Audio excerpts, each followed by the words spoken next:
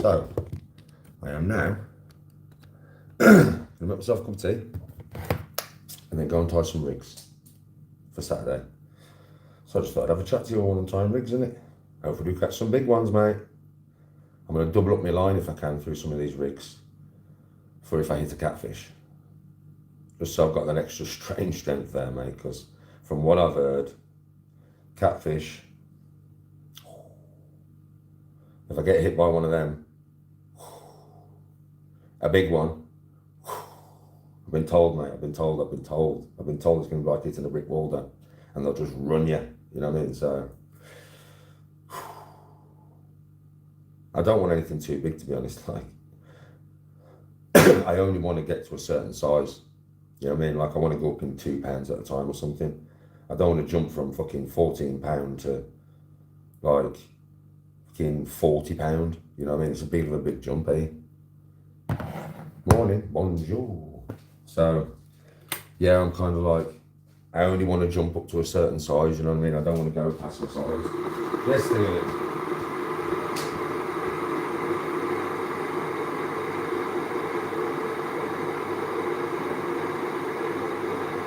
Like, I'll be happy with a 16 or 18 pounder, do you know what I mean? Like, I'll be happy with that. But we're going up north of the wall, where the wildlings live, the White Walkers. Jon Snow, you know nothing, Jon Snow. Us men up this north, mate, we got real fish. So I don't know, I don't know, bro. So I mean, it's one of them ones, isn't it? Morning, Mrs. Moose. Morning, Moose. Morning, Jim. Morning, Moose. So yeah, we're going to tie some rigs. We're going to make some rigs out at lead weights, because I know how to do them safely now. And I'm also going to tie some rigs. I've got a rig feeder, like a method feeder on my rig. I'm going to tie that one. I've already got one rig made up. I've got 2 rigs made up, actually. One I used yesterday. That's ready to go. I'm going to make a couple today. Don't need big weights on me, mate, because I can cast that shit far. Yes, Wes. Good morning. No, Jacko, they'd be stupid to.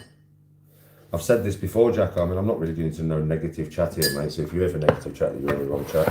Then the day it's only standard procedures, isn't it? Yeah? You turn up on a fishing bank to me when I've got no problem with you and I don't even fucking know you, and you want a problem, well, you're going to get one. That's your problem, innit? At the end of the day. If you're an idiot and you really want to do that, well, you're an idiot and you deserve to be treated like one. It's that simple. And let's move on. You're going to get me back into no darkness, mate. I told you. I vented once, one and done. Back to normal now, mate.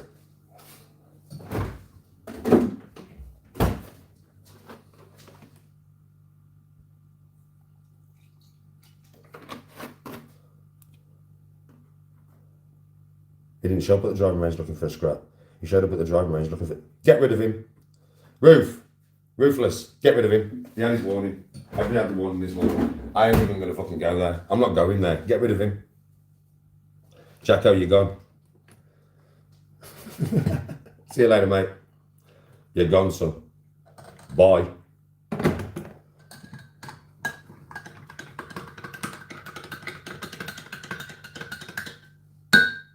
I did tell you, didn't I?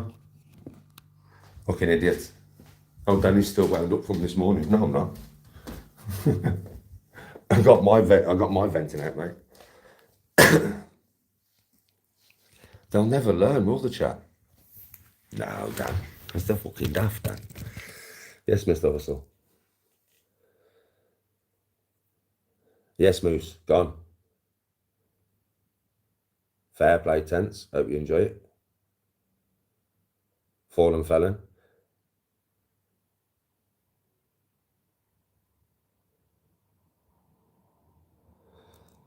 I saw straight through that fucker quick, didn't I? Very quick. Morning, non-novas. I saw through that geezer quick, yeah.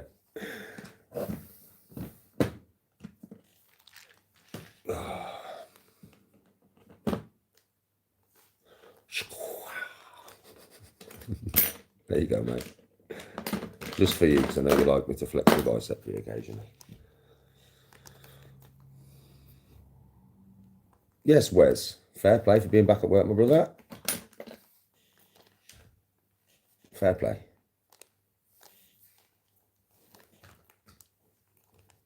The fuck is my wife? There's my yours. Wait, what's this here? Look. I bought this yesterday. Yeah. I've already got my one rig in here. I've got both of them actually. I've got the one that I was using yesterday, which I made myself. But I've also got my inline there, look. Yeah. So that's ready to go. And then we also have the rig from yesterday, which is actually still intact. Surprising. Seeing as it's the first rig I've ever made.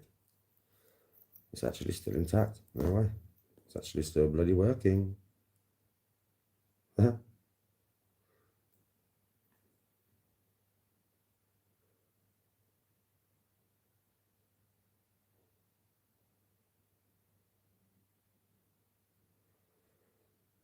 way.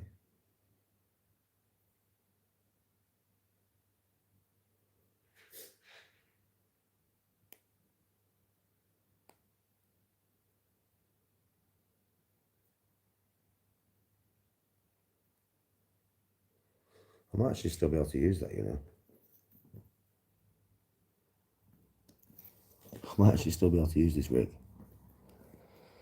I'll keep it in case I need to use it, but I'm going to build another one anyway.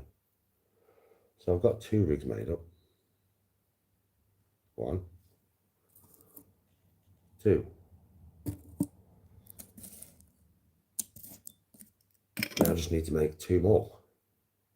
One makeshift rig that I make, and 1 rig with that new weight. And what I'll do is I'll fish off my inline rig, and I'll fish off that. And if I get snapped for any reason off some huge fish, if I do, then I'll change to the rigs that I've made. Do you know what I mean? So that's what I'm going to do, mate. How wide's that? Or will I be able to get 2 pieces of wire through there? Well, we'll soon fucking find out.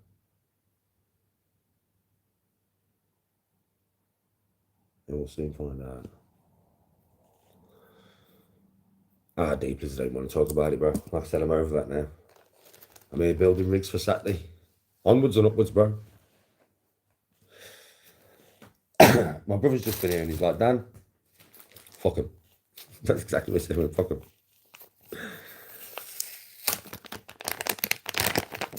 He said, just, you know, when you're at fisheries, bro, just don't film at fisheries. Don't really want to rehash it. And just film when you're on the river or the canal or whatever. When you're live, like. He says, what can they do? He said, you're still going to be filming all your fish, right?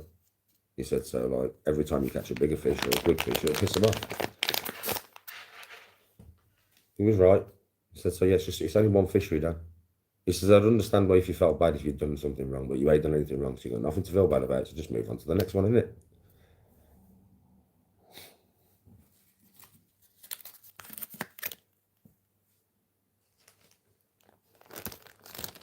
Yes, Moose. I don't want to talk about it. I spoke about it enough. Let's move on. Let's move on to Saturday's fishing, eh? You might get to see some big fish on Saturday. I ain't saying that I'm going to have them on. I don't know. I mean, but I would imagine you are going to see at least one motherfucking big fish. I don't know if it'll be me or my brother or Scally that catches it. I don't know. It'll be a video. But, mate, there's some big fucking fish in this place, so, you know what I mean? Me, I swear to God, I'll be happy if I beat my PB. I'll be happy if I beat 14 pounds. That's all I'm bothered about, beating my PB. If I do that, we're all good. In the hood, man. Yeah, video. I won't film live, bro. Deeplies, I hope you're feeling better today, bro. I hope you're feeling better today, my brother. Nothing but love from me, bro. Nothing but love. Well, obviously you're feeling better now because you're back on. So, onwards and upwards.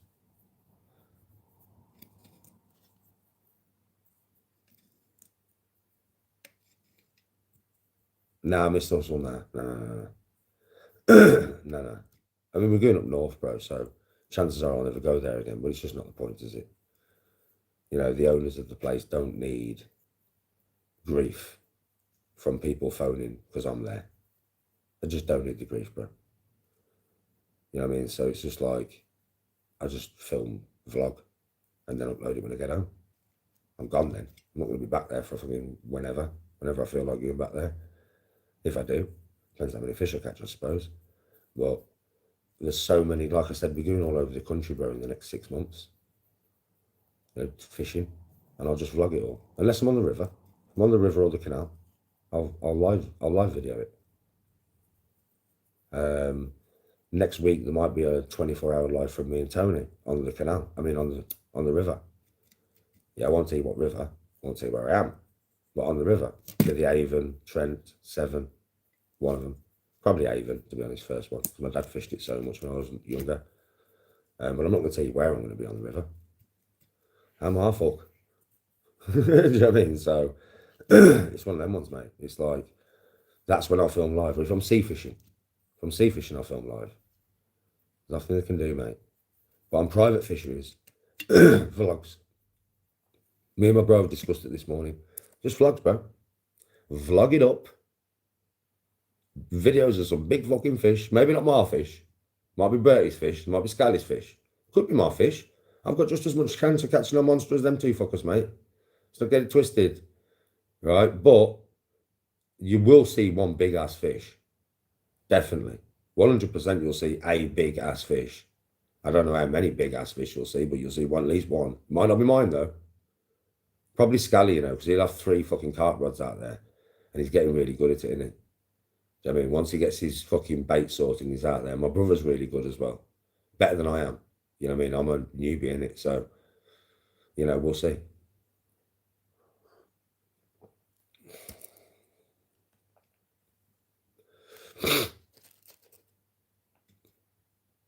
Yes, Deeplies. Closer to Stokeways. You'll have to Instagram me with where you live, Deeplies, isn't it?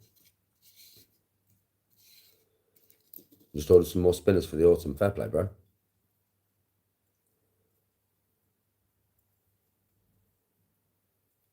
Yeah, carp. Yeah, carp. I won't tell nobody where I am, bro. Like I said, I mean, I'll say the river. What river you on? Avon. That's it. that's it. Good luck finding where I am on the Avon, mate. You know what I mean? I could be wrong in anywhere. Do you know what I mean? So that's all I'll get from me, though, brother. And like it's the River Avon, I'm fully licensed up. So at the end of the day, it doesn't make no difference to me, bro. Do you know what I mean? So 24 hours, the lives that I do on the river, you know. My brother was telling me today, actually, that I've got to get some inline floats for the river with like little rubbers that hold it on. He said, Danny, just put the float through your fucking line. Yeah, it's a bit like a pole. Put the rubbers, hold it on. And then on the float will be a gram. He says, put that down the line.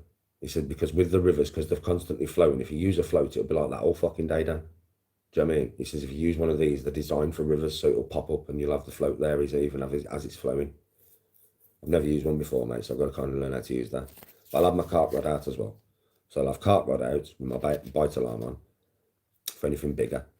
And I'll have, I'll be float fishing. I've done that moose. Nah, no chance.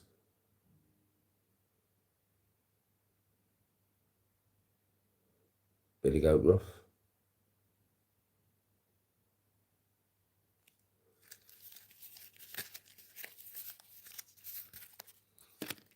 Oh yeah, I know carp. I know. I'll never find them on the river, mate. Never. I'll be. Bro, the rivers are massive, and I won't never get to the same place twice because once I've experienced a river spot, it's not like I'll want to go back to. I want to go somewhere else on the river then and experience somewhere else. You know what I mean? Different fish, different catches. It's not like I'm going to fish in one spot on the river. I'll do a 24-hour live here on the river, and then I could end up going 100 miles up the river, or 20 miles down the river, or 30 miles up the river, or 15 miles up the river, but whatever. Do you know what I mean? And I'll probably fish loads of spots on that river and then move to another river. Or I could end up doing what my dad did, like every month I go to a river and I just pick one randomly. That's what my dad used to do. River Trent, River Avon, River Severn. Yeah. And he used to like randomly, I can't remember how he used to do it, but I'll do it my own way. I'll find a way of doing it myself to make it random as fuck. So even I don't know. Because there's excitement in it then. Well, Moose, I will at some point, it won't be now, but I will at some point fish the Warping Drain. At some point. And I don't mind saying that because you won't have a clue when that is. I mean, that will not be now. But I will definitely fish the Warping Drain at some point because it was one of my dad's favourite fishing spots when he fished the Trent. We didn't live far from the Warping Drain when we lived in Axie. So my brother's told me all this. He went, Danny, the reason why Dad fished Warping Drain so much is because we live fucking not far from it. So, yes, Deeplies. I will end up fishing the Trent. Deeplies, they have no life, mate. We don't need to talk about them. Fuck them. Literally fuck them. Just talking about fishing here. General fishing. I vented my shit this morning. Obviously, I woke up this morning, Deepies, and I will tell you that I was pissed off. And you can tell from the last live that I did that I was fucking pissed off.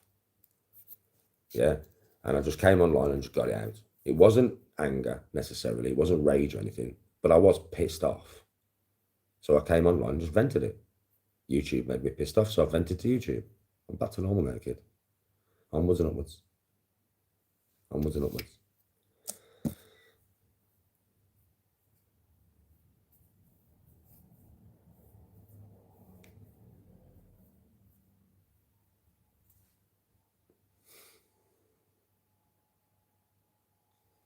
Oh, carp. Listen, there's so many places me and Tony can go because soon, I mean, we'll have all the camping stove and all that shit. You know me, I'm looking for wild spots, bro. Untouched, where people don't go. Obviously, I want to go there because it's not like I like fishing pools. Don't get me wrong, I do like fishing pools. Saturday, I'll enjoy it.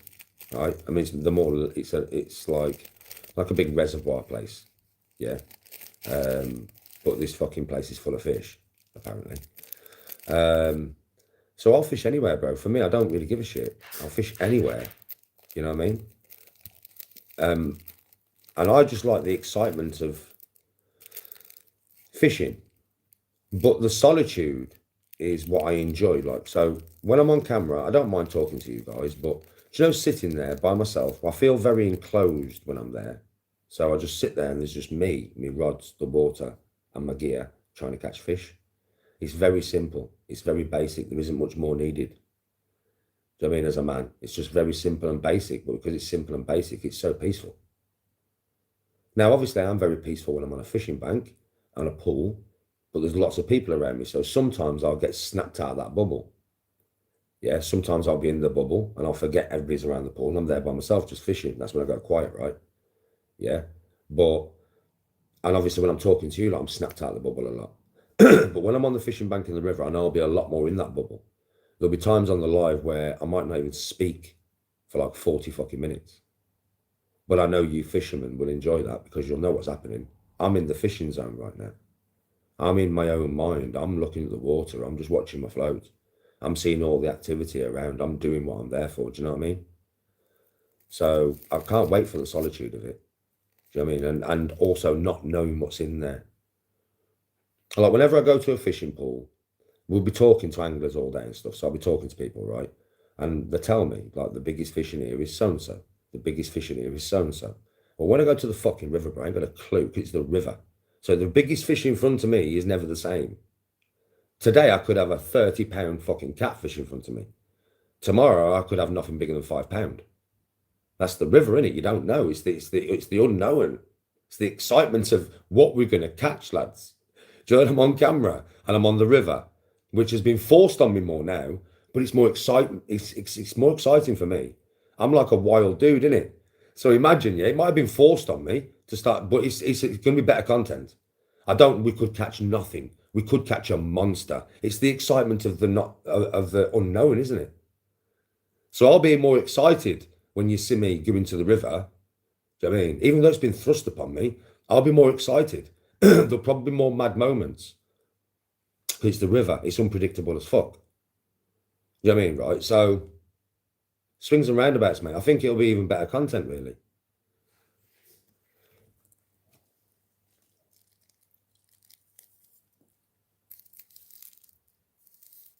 Morning. Yes, Moose.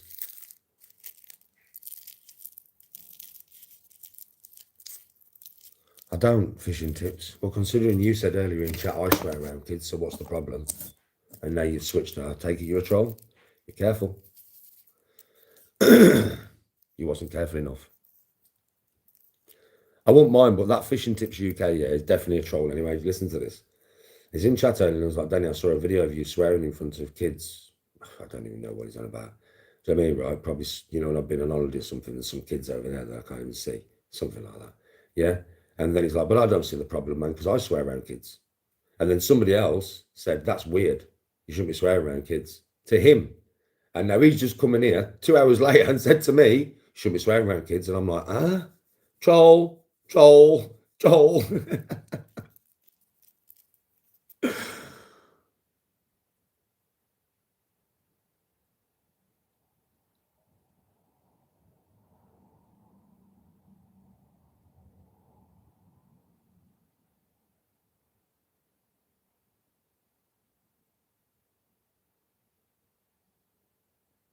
Yes, master. I may take you up on that offer one day, buddy. Not right now, but thank you for the offer. And yeah, I might take you up on it one day, bro. You might see me in your fishery in Warrington. Because I love to fish. Do you know what I mean? And if I'm welcome there and I ain't got to worry about no shit, it'd be a nice day for me, wouldn't it? Because you all know who's coming. You all know I ain't done nothing wrong. Yeah, you all know that, innit? Do you know what I mean, right? My dad's dead. My dad's fucking rod went in the pool. Yes. Right. Let me have a conversation about what happened here. Should I have had my clutch off? Yes. Did I have my bait runner off on my carp rod? Yes. Because I'm expecting carp on my carp rod, right? I'm expecting nothing more than £6 or something on my float rod. And £6 is not going to take my fucking rod in the water. I did not expect a £14 carp to hit my fucking sweet corn when I'm 3 foot down. Do you know what I mean? I didn't expect it. Like, obviously I didn't. I've only been fishing 6 weeks. And on my float, yeah, even though I had that other carp, which I now know was about £7. At the time, I thought it was like 10 to £15. No, it wasn't. It was £7. It was about £7, that fucking carp, that, you know, that I threw back in slightly above the water, that everybody went mad at me about. That was not even, I mean, yeah, it's not the best way to put a carp back, but it wasn't bad. Yeah, but that was about £7. Right, so I felt that on a float. This was double the size, literally double, 14 fucking pound, bro. I thought I had a 20 pound fucking monster on there. I did when I hooked it, when I actually got in the water, but it clean pulled my rod off. I didn't expect anything that big to hit my float. I mean, I'm inexperienced in thinking, like, I should have really been thinking, well, there's big fish in this pool that might hit my float, but I didn't, because I'm not used to fish that big hitting me fucking float mush. Not big enough to pull me fucking rod in anyway. Do you know what I mean, right? It happened. It went in front of me. I was at the middle of the pool. I waited for that fish to swim that fucking rod all the way down the other side of the pool where there was no anglers. It was only up to my waist. It was the shallowest part of the pool. I went in and got the rod. I hooked the fish. I brought it back in gently. I didn't force it in.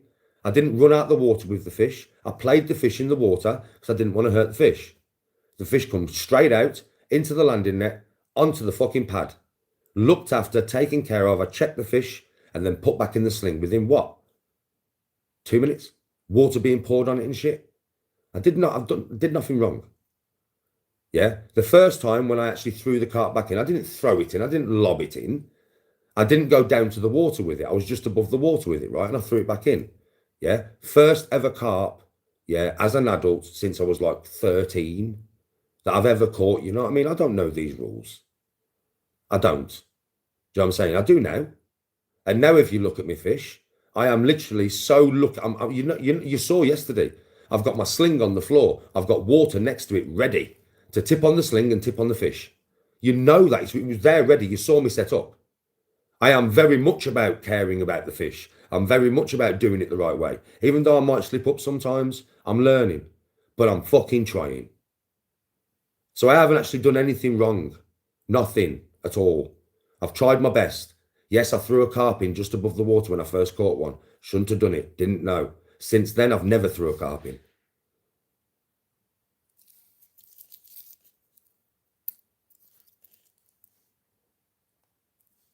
See, BG Nice. I've just seen a video of you. Can you not tell that's AI, bro? Honestly, BG, I'm not being bad. Because you're in here all the time, I'll give you one chance. Are you daft, bro? Go and watch that video. You can't tell it's AI. I won't mind, but you've seen the original fucking video on here of me putting the fish back. You've seen it on my channel. It's on my channel, right? First day I was fishing at the Jam Factory. You've seen me. I throw that carp in from about what? Now I've watched the video about that high above the water and I just throw it in face first. You've seen the video, bro. And same video, same carp. So you've seen me throwing it in with my hands and now you've seen me kicking it in. Well, which one's real, bro? You know.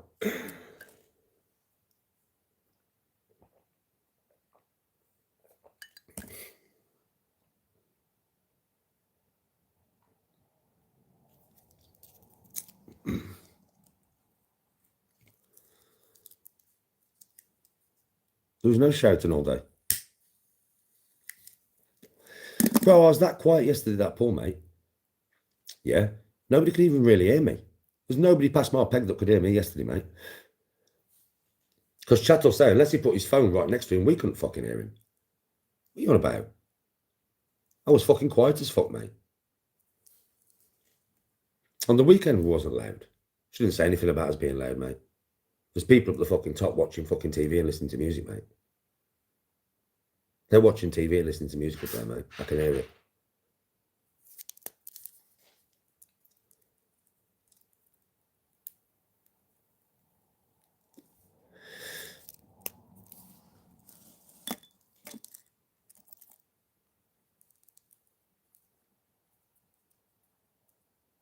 Yeah, Moose is a fisherman. Moose has been fishing all his life. A bit like my dad.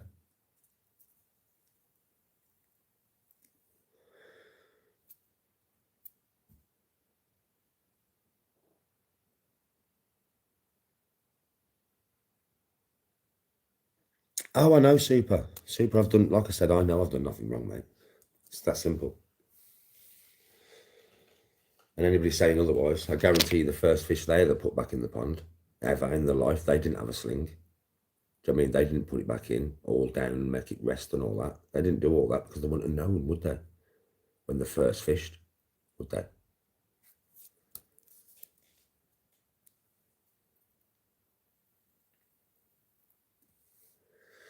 But anyway, let's not keep dwelling on this subject. It's stupid. I don't want to even talk about it no more soon, to be honest. It's been done to death. Let's talk about the content you're going to get on fucking Saturday. Let's liven it up a bit here, man. Come on.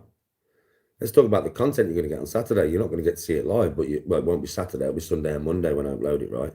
But there'll be some fucking content there for you, mush. Let me tell you. I don't know what's going to be caught, mate. Could be a massive cat, could be a massive carp, could be a big pike. For fuck, I don't want a big pike. I don't want a big pike. But yeah, fucking hell. Bare fish might be caught. Nothing could be caught. That's unlikely. Between us, we're going to have 9 rods out. So on 9 rods, there's definitely fish going to be caught. I just don't know what. That's the excitement to go, isn't it?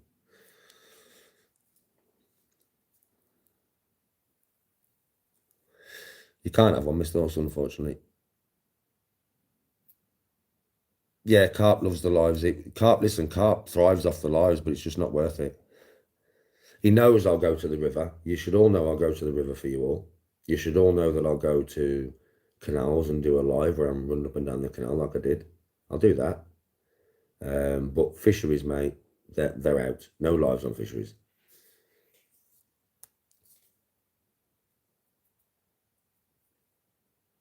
I'm good, Picasso. Which, to be honest, if you look at it like, if you look on the bright side of things, I'll be able to concentrate more on what I'm doing. So I'll actually probably catch bigger fish. And plus I'm there with my boys. You know what I mean? This, I think Cal's coming now. So Scal, me, my bro, my niece, Scal's missus, my missus. So I'll be able to be up and down the bank having a laugh with them like I normally would. I'll be concentrating to fuck because I'll just have my rods to concentrate on.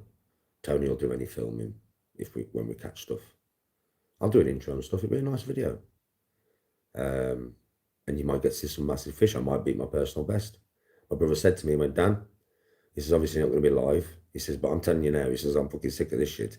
He says, do you know something? If you get a personal best, we're going to put it in the sling, we're going to put it on the weight, and you're going to hold that digital weight up, and I'm going to film from the front. Directly you holding that digital weight up with the weight on the fucking screen, Dan. He said, because then, of course, they shit, can they? So my brother's already on that. He's like, because I'm sick of this shit, man. He says, I've seen some of the comments now. It's ridiculous, Danny. I mean, we weighed your carp, mate. He says, we know exactly how heavy it was. It was 14.1 pound, and the thing weighs 1 pound.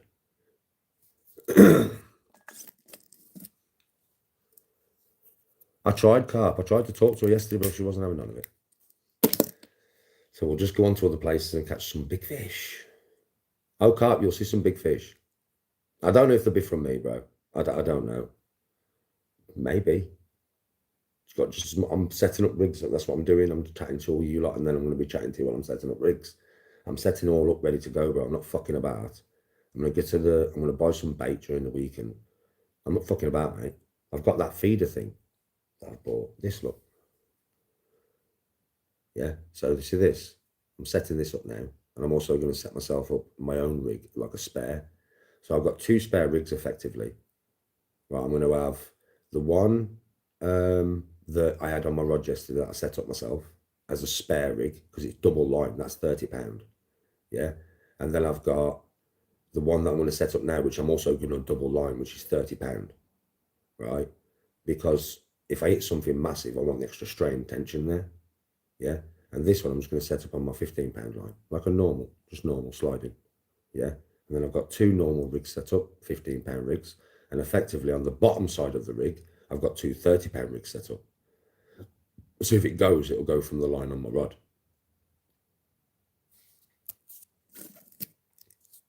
Which, if I tie a really good knot, which I will, it will be hard for it to take. The strain is all going to be near the bottom, right? Do you know what I mean? The strain's all going to be near the bottom, bro. So I want the bottom of it, if I hook something massive. But I'll only keep them 2 homemade rigs in case I get snapped on these 2 rigs. So I've got an inline rig, normal, flat weight, which is there, yeah? Set up, ready to go.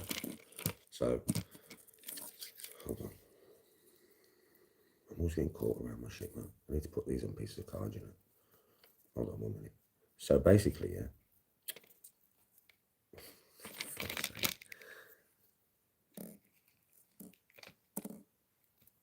Hold on a minute. I will get there in a second. I'll show you.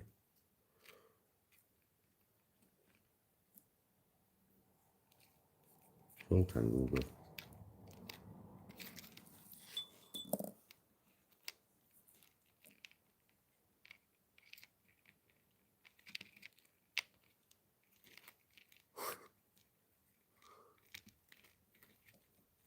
I'll stop being a cunt.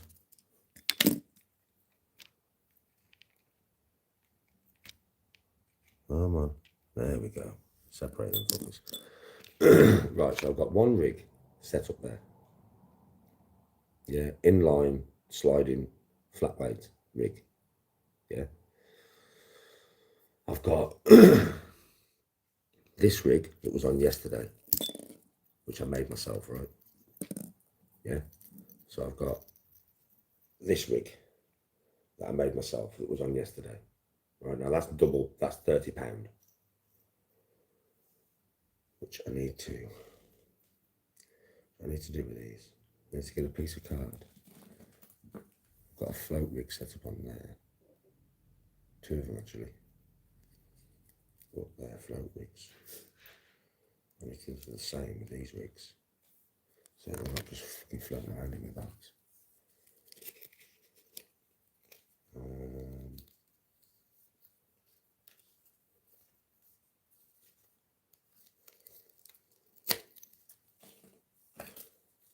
So yeah, I'm going to wrap it around this thing here. Because that ain't going to be fucking just floating around the box, is it? Right, let me wrap this rig up. Floating all over the place, mate.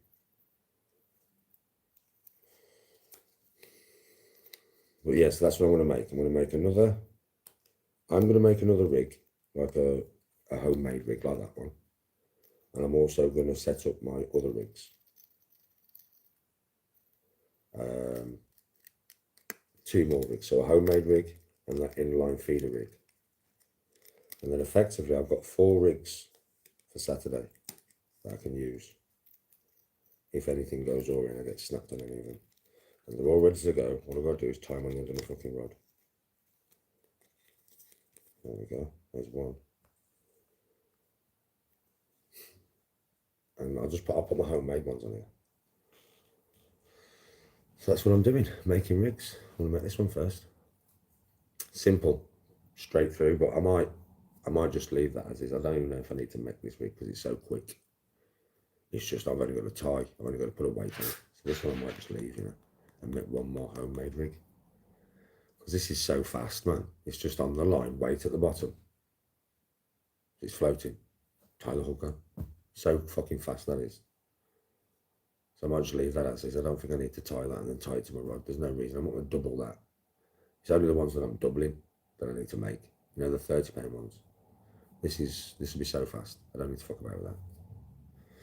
I was going to do it, but then I thought, you know, something. I'm not going to put. I could probably thread £30 through there, maybe. But I don't think I need to.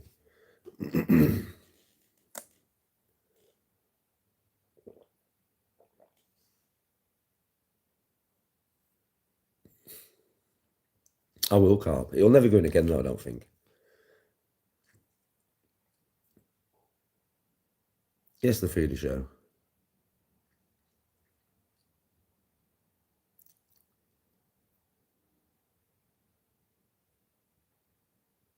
I didn't get banned for it's bullshit, bro.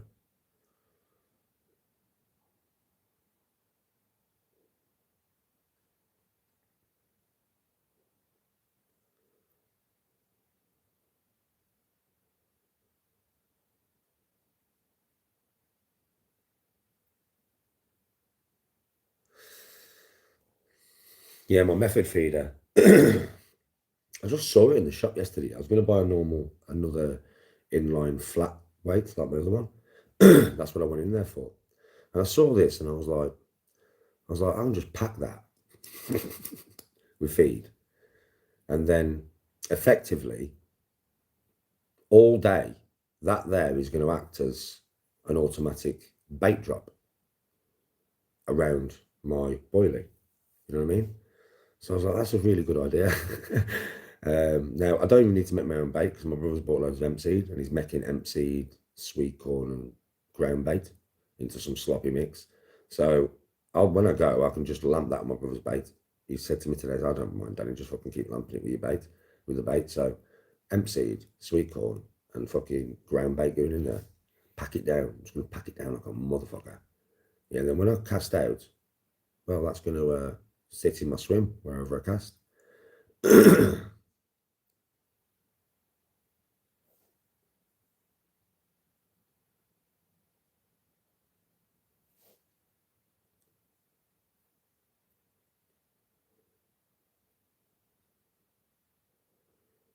I've already got air rigs, bro.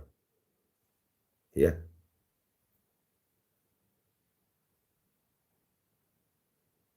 Well, my brother hasn't got 60 rods no more because I've got about fucking 7 of them. I've got about 7 of them, mate. I've got more of them. I've got 9. But yeah, everybody knows I broke one. And the other one needs sorting out, the eyes on it and that. So I've actually probably got 9 of them.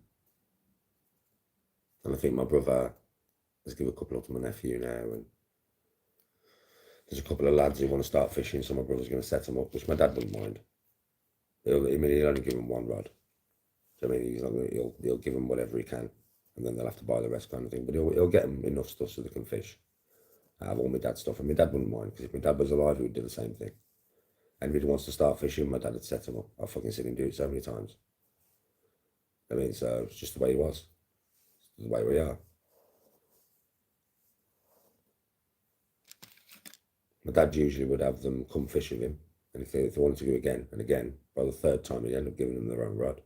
Yeah, I've got your rod, Dad.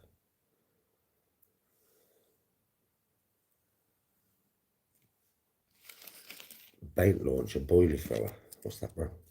You mean like catapult?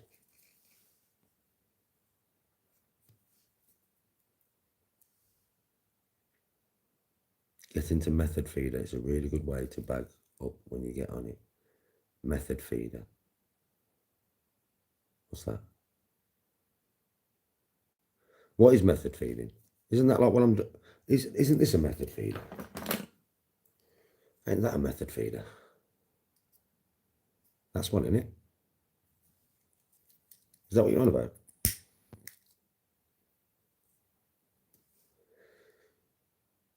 Yeah. So what would I do with this then? Would I attach this, say, above my weight or below my weight or something on my main line and then pack it with stuff and cast out?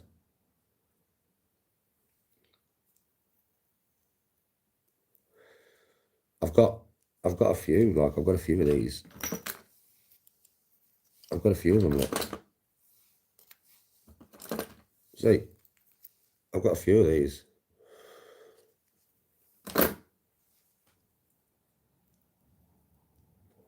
I will, David, yeah. Yeah, it has got lead in it. So I use this, so this is like 20 gram. So that's like 20 gram, that, which is heavy enough, I think. Well, I'll put some lead shot to stop it anyway, wouldn't I? Lead shot at bottom, yeah. And what do you do? Just take it, I take it, the line goes through that. That's a bit big for your line, ain't it? That rubber. It's a rubber. Will that rubber hold under strain? The green one I had. What green one? That big pod, you mean? I've got a couple of them, yeah? You just use the feeder. So, hold on. I'm pretty good at working out rigs now. So that goes on the line. Yeah, and that's 3, that can move, right? So that goes on the line. I'll clamp it at the bottom, obviously. I need to clamp it at the bottom, I know that. So weights at the bottom, clamp that fucker, but it can move freely up the top of the line. Just like a fucking inline lead, yeah? Right? And then, obviously, just attach my rig, yeah, to the bottom of it. Attach my rig just to the bottom like I normally would with a fucking inline lead, yeah? And then that's it. Is that it? That rubber looks weird though. I mean, will it not get jammed on the line, or because it doesn't, or is it because obviously it's got nothing in it, it's not on the line or whatever?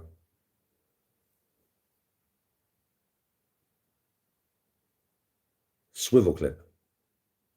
Swivel clip? Well, swivel clip if I want to just keep changing my rigs, yeah, quickly. Or I can just tie it on, right? Just tie it onto the top of my rig. Because the top of my rigs have got fucking swivels on, I think. Yeah, my top of my rigs have got swivels on them. Top of my rigs, the top of the rigs have swivels on them. That's sound, isn't it?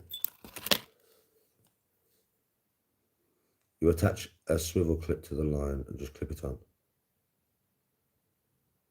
So,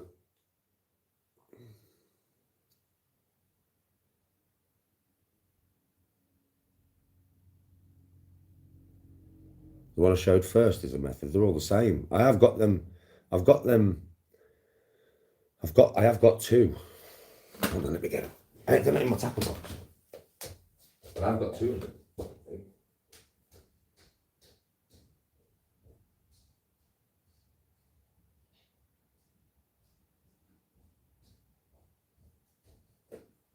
So,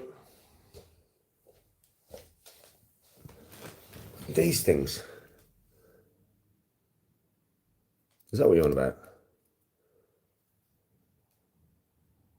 These.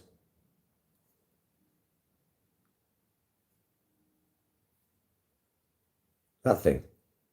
Just put it straight through. But there's no weight on that. So I'd have to put a weight on as well, yeah? Green triangle shaped one. I haven't got a green triangle shaped one, bro. What have you been watching? All these ones, look. They're all the same, they're just smaller. That's 10 gram. They're just all different sizes, bro. 20 gram, 10 gram. That's probably 15 gram. That's 20 gram. So I've got two 20 grams and two 10 grams. And then I've got these things. So which one would be better? This or these? I mean, these have got the weights on, to be fair. I suppose I could put both on one line, couldn't I? Why not? I could, couldn't I? I could put that above that. Or would that go below it? Because there's going to be no weight at the top. Would it matter if it slid? My homemade rig. My homemade rig's just a weight, bro. My homemade rig is just a weight. It's just a weight, bro. I ain't got no other kind of feeders. These are the only types of feeders I've got. Oh, you mean this one? Oh, you mean the new one I bought? That one? You mean that one? Yeah. Now I know what you mean. You mean this? Yeah, this is the one I bought yesterday. This is. I'll be using this. I'll be using this tomorrow. Well, not tomorrow, on Saturday. So this one, you mean?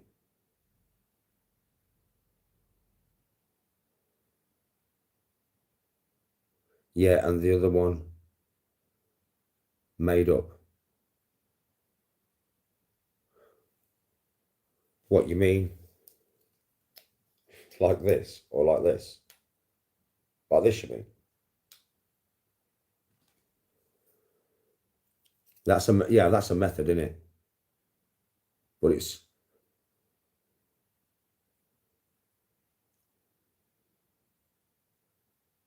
yes, Mick.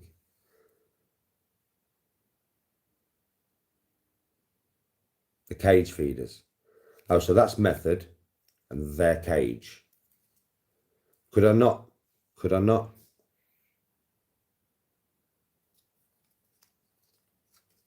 like put one of these on with this to increase the feed? And if I did, would it go, or would it be better to put one of them on to increase the feed at the top? And if I did put them on, where would they go? Top or bottom? Like, would they go, I'm going to have this clamped to a weight here, but it's going to be free flowing, right? So would it be at the top? Would it be at the bottom? I know, but I like asking you lot because I will watch a YouTube, but I go off in a bit and I'll be watching a YouTube tutorial on this stuff, mate. You know what I mean? So I will be watching method feeding different types. I'll watch videos on it. But you lot are in here now, so I know you all fish, so I'm eager to get your opinions. Short rig on the feeder, 3-4 inch. My rigs are about a foot. Yeah, but what I can do is I can there's not really much I can do at the moment because I've only got, yeah, my rigs are about a foot, no, maybe a bit less, 10 inches or something.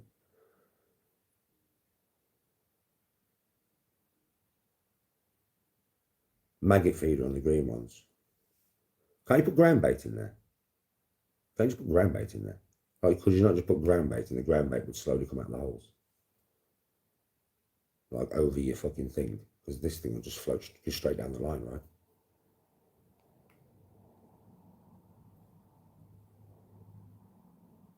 You will bag up on that. What does that mean? Tangle up. You mean I'll tangle up with this and that? So it's best just to use that. So I should be buying more of these then. So these are the things that I need to buy, yeah?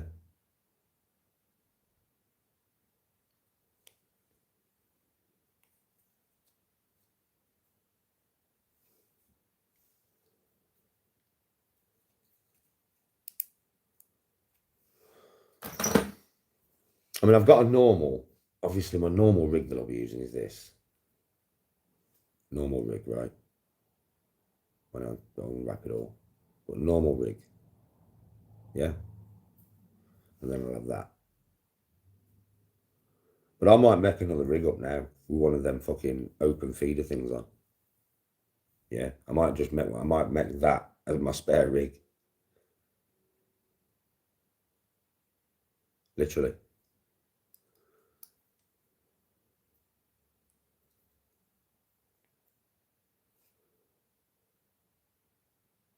No, carp, yeah. Oh, I know. I'm going to make one of these up.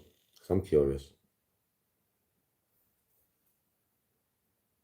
I've got one of these small ones that's 20 gram. Which one is it? This one, isn't it?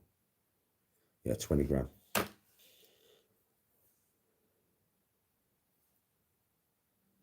I'm going to make one of these up as a spare rig. That's what I'm going to do. I'm going to make one of these up as a spare rig.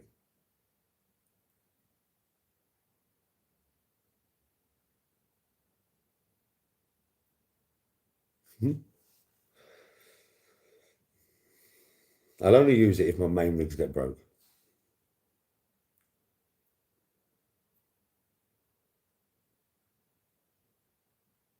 Surely I need to put... Let me have a look.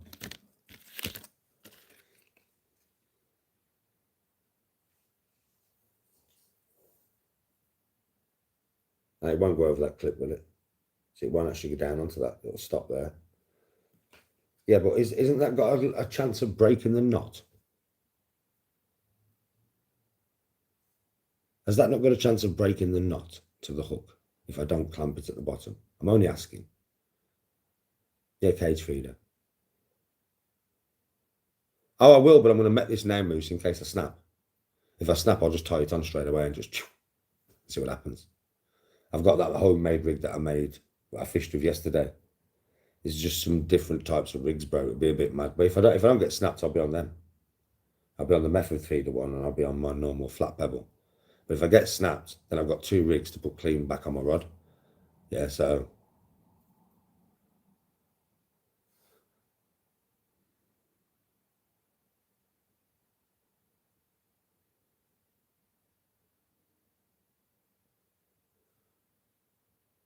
I ain't got no swivels, bro. I ain't got no swivels, bro. I have one swivel that goes from the top of my hair rig, which is what obviously I tie my line onto. But I ain't got none.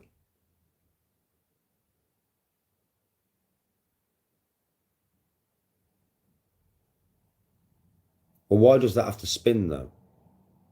Because once I throw it in the water, I just want it to sit there and release the bait. Right? And then I'll have a boilie on my hair rig. So I'll have that and boilie in it. Hopefully this is going to, like, when it hits the water and it's... Hopefully that's going to do that and then release whatever's in it over the top of my boilie. Or round about my boilie, right? When you cast out, it will spin.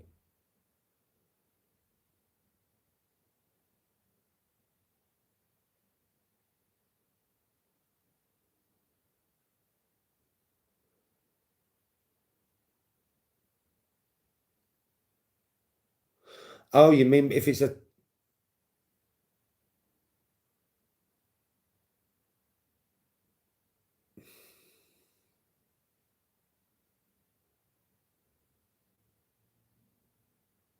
But why will leaving it run freely stop it spinning?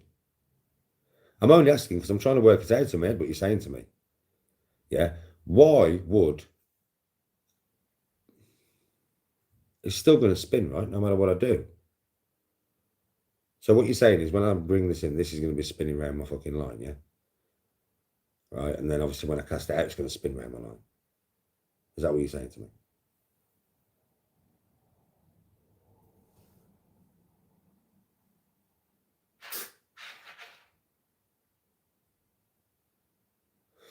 Mate, these are only in case I get snapped. I'm only making this thing in case I get snapped. I'm not making it for the sake of it. I'm just making it in case I get snapped off. And then I can just tie it straight on and just try some new way.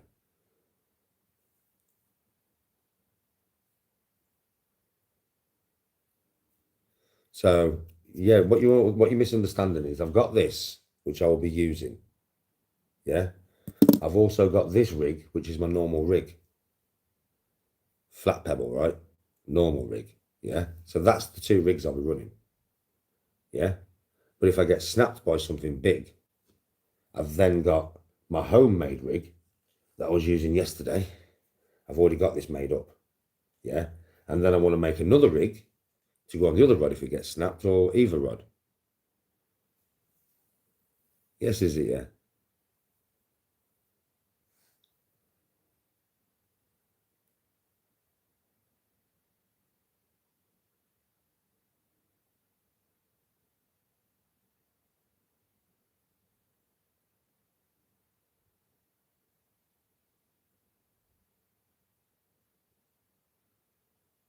Also use pellets as hook baits.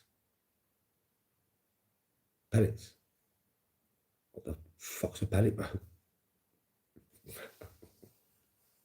Bro, what's a pellet, bro?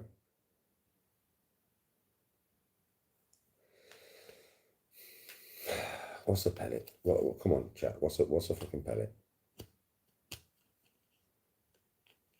I know what a boil is. So what's a fucking pellet now?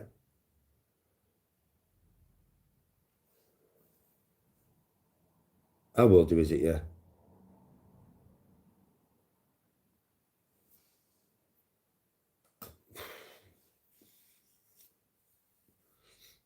I'm learning. But how does that go on your boilie thing? You don't put nothing on them hooks, right? Or can you put stuff on them hooks? Because me, I thought, right, obviously, with these, yeah, right, you boilie, and then your hook's just there. The boilie goes on the fucking rope, yeah, right. So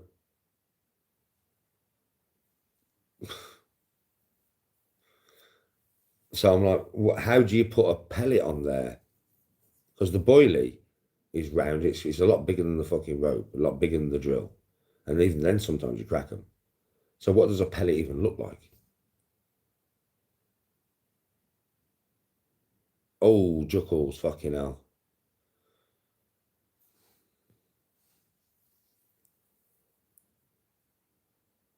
What does a pellet look like then? How big is a pellet? Is it the same as a boilie? Different shape or something? Is it like a pellet shape? Like, like this?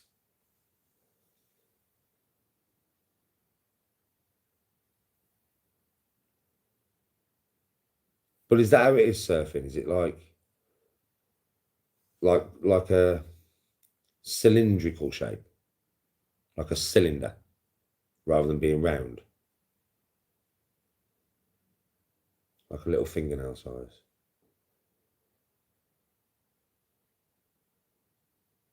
Hard, not like a boilie. Oh, it's already got us the hole through. So you don't have to drill the hole. The hole's already. Is that them things that I had? Hold on, is this it? I showed my brother my bait. It's over there. Obviously, I over soaked this bait. That's why I had to get some off that guy. Very nice guy for giving me some. Is this it? Because I was wondering what these was. Yeah. They're a bit soaked, but. Is that them? Is that it? Is that what you're on about? Them things.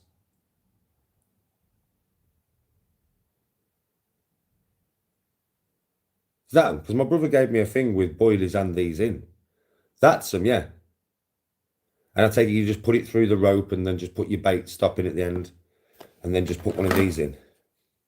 Just put one of them in the end like I would with a boilie. So you do exactly the same as a boilie, but it's a pellet. Okay. Why are pellets better than boilies? Smaller? Easier to get in the mouth or something? They're better than boilies?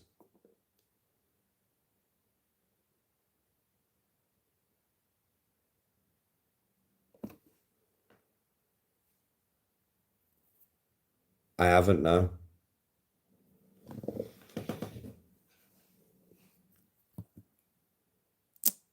More reaction from the fish, personally. Pellets melt after a while. How long? So do pellets not last as long as boilies? Because obviously, you know a boilie. Mate, I put that fucker on. If I don't get a bite, it'll stay on there all day.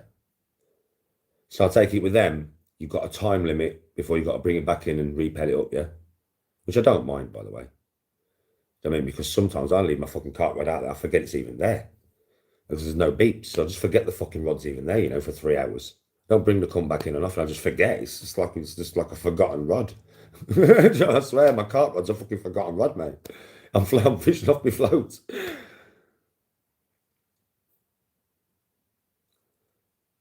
Soak your pellets for 1 minute if you're using method feeder. Well, I'm going to be using, so what? Well, these are mush now. So can I keep these? Yeah, that's a good question. See all this? Right, look at this, look. I over soaked them bad boys. Can I not make all that? Can I mix all that up into the stuff for that? And then just, because I've got pellets and boilies in there, yeah? Can I just mix all that up now into some paste and then paste it into there? Because that's what I was thinking of doing. I was thinking of mashing this shit up, yeah? And then that's what I thought about when I bought this. That's why I bought it. Because I was in the shop and I thought, well, I hadn't soaked them. I didn't know I'd soaked them by then. I already bought some fucking pellets at the shop. I would have bought some boilers at the shop. But I didn't know I'd done that to them. Yeah. But my brother did say to me that if you put them in, which is the mistake I made, by the way, I put them in warm water. My brother says, don't, like, he said to me afterwards, he went, don't, you put them in warm water, bruv. Do you know what I mean? So I knew, like, do you know what I mean? Simon had already told me, like, I'd already kind of found out, even though I fucked up, yeah, that these things will just do that. Do you know what I mean? Right, and these things are even softer. Look at that. They're even softer mush. Do you know what I mean? So it's like I can now scrunch all this up, yeah? Maybe get some sweet corn, whack that in there, scrunch it up though, into like a paste. So it's like a thick, dutty paste, bruv. And then just stick that in there, yeah, and fucking force it down.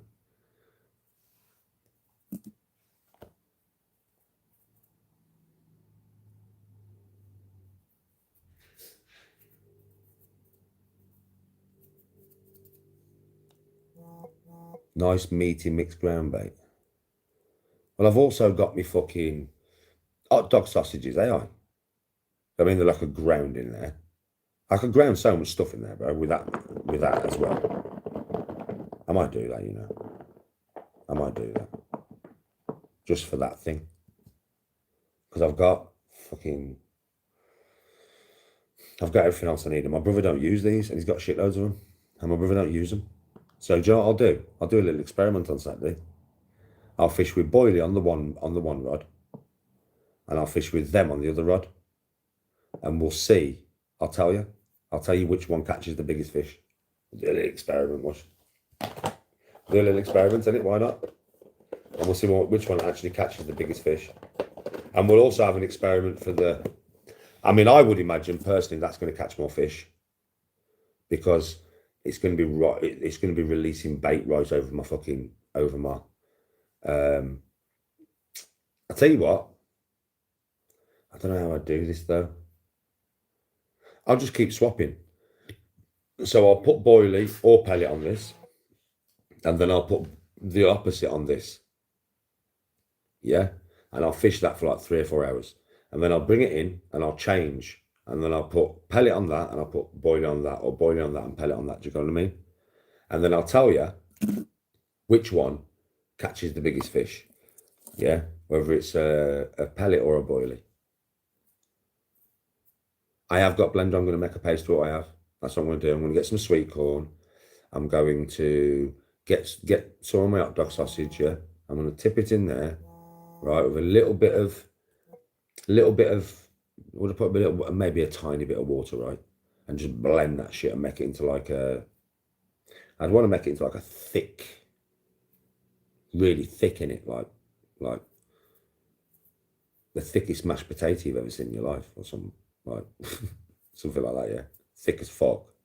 So it just goes in there like paste, but thick paste.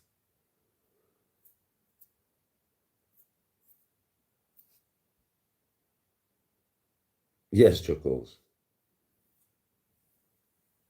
Use fish oil.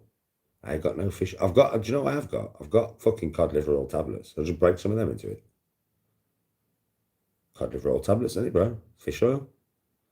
So I'll just break some of my capsules into it. Just the juice of the sweet corn. Yeah, that'll work. I'll do that, then I'll just break a few of them in there, mate. Fucking whack it all in there, make myself a bait for me fucking thing, innit? Might as well. Just leave it in the fridge till Saturday. It fucking, I need it really thick, like really thick.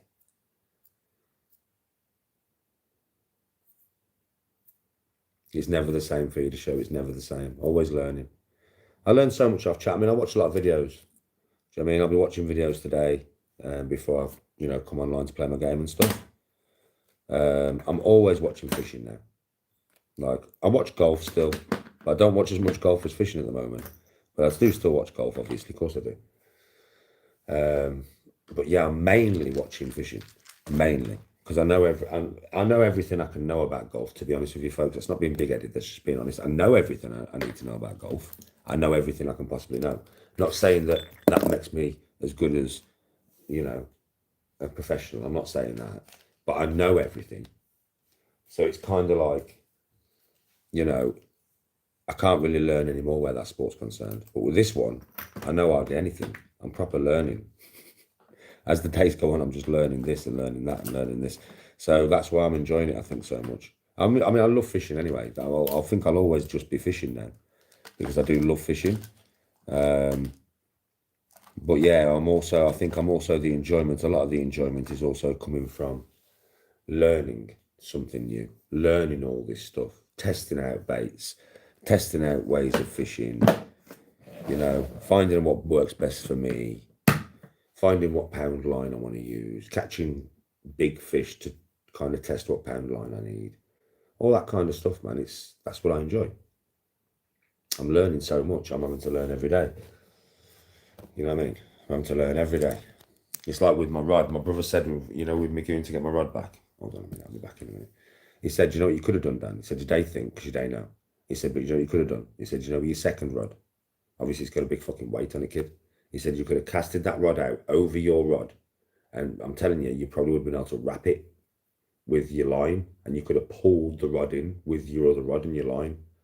And I went, yeah, but I day think, where did I? At the time, my rod's gone in, it's my dad's rod. I'm just like, shit, I need to get it back. I don't want to go into everybody's swim and ruin the day, so I thought I've got to wait for it to put it all down the pool now. Do you know what I mean? Like, I watched it swim around with it for fucking ages, man. Yeah, and then I decided, right, I've got to go in the pool now for it. I've got to go in the pool, do you know what I'm saying? But yeah, I probably could have maybe casted my rod out to it and wrapped it around the rod and then pulled it back in, which is what I would probably try if it ever happens again. If it ever happens again, I'll just try and cast my rod out to my rod to pull my rod in. Do you know what I'm saying? But at the time, it was just all fucking, whoa, my rod's gone in, do you know what I mean?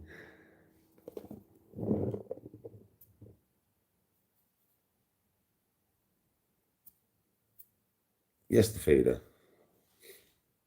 1 minute, I'll be back in a minute.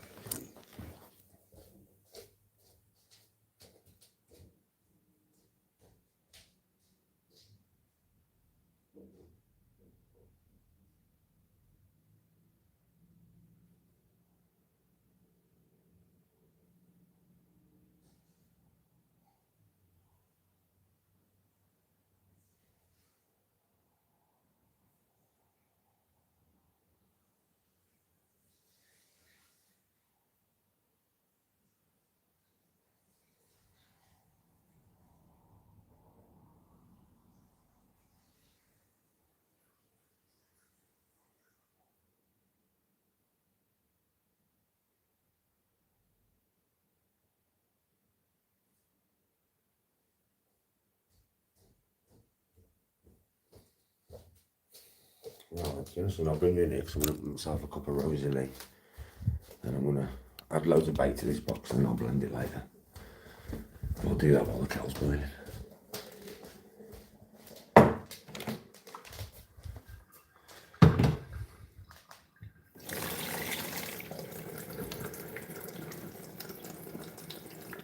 I've got my bait from yesterday in it, so I'll just use that. There's no point in anything to waste. If I can use it for ground bait in my method feeder. So I might as well use that, folks. So.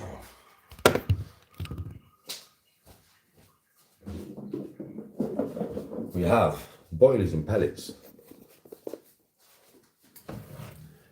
And we have sweet corn and meat. I will get waders soon, bro. I'll have to get loads of fishing stuff, but it'll be bits at a time, won't it? So.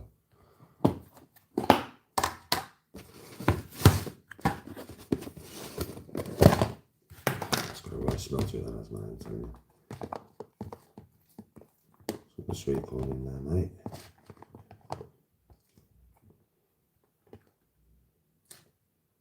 I won't need too much, it's only going on that method feeder. But I'm there for 24 hours, so I will do enough.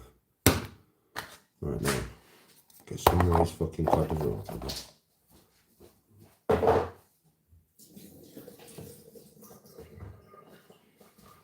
Let's break some of them into it. Break some of these into mush.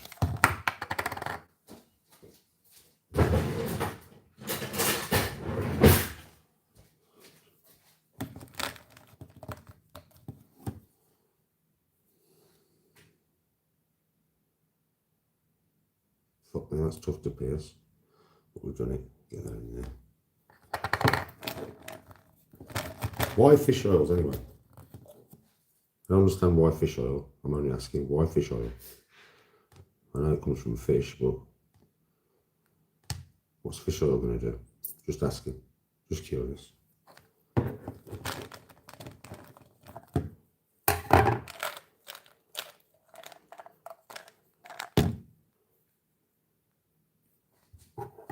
That's fucking mad stuff. It's really great.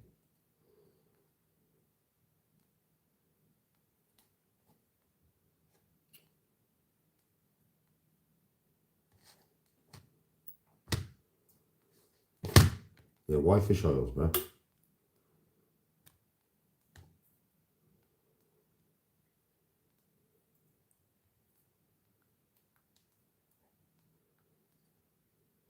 Bangs into getting the lake. I do make a lot of you want to go fishing, yeah. I do though all the time, and we all want to go fishing. Everybody loves a bit of fishing, mush.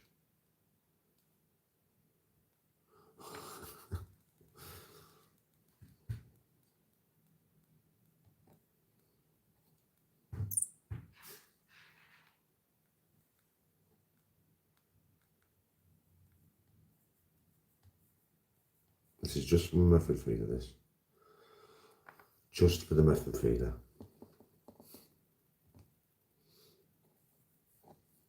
Now it's going to mash it all up with something. I can blend it, but I don't think I need to. I think I can just mash this shit up with something else because it's so easily done, I think. I'll just use a big spoon, mate. Dan's got some force, mate. I might shove this shit up and then see what it looks like. If not, then I will put it in the blender.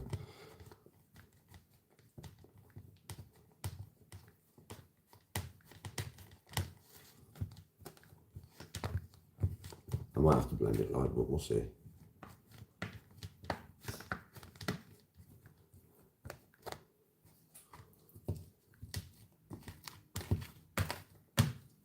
I'm doing this in a spoon. I could do a mortar and pestle for this shit.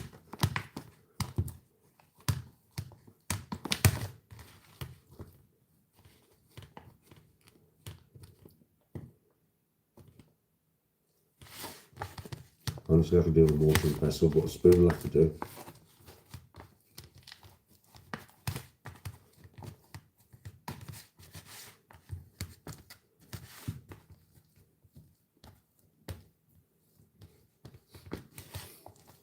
Well, at least I've made something useful out of my mistake, right?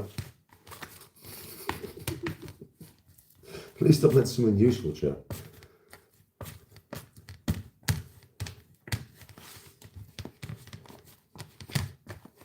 Actually, this is a good consistency, mate, to be honest with you.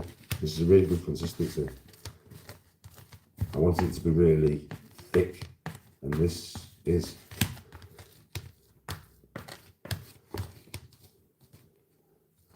Let me just get the method feeder thing.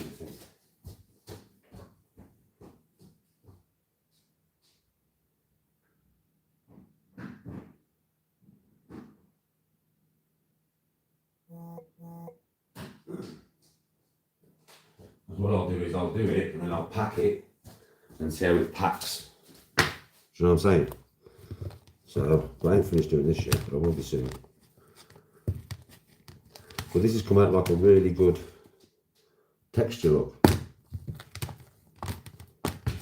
You know, to go in there.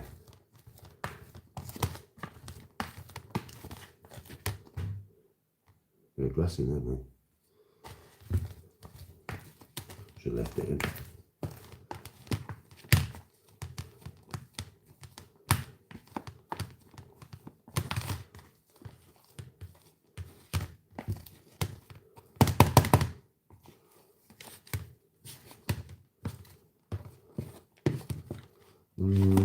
I do need to have a little bit of water, tiny bit. Only a tiny bit. Just needs to be a bit more sloppy, chat. A bit sloppier. A bit more of a sloppy one. And then we will have it at good consistency. It's only for that thing, like.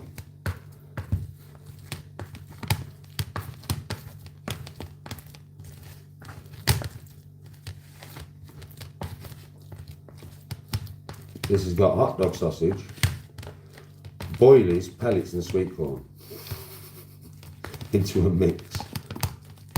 I'll show you it. Hold on 1 minute. Let me just wash my hands.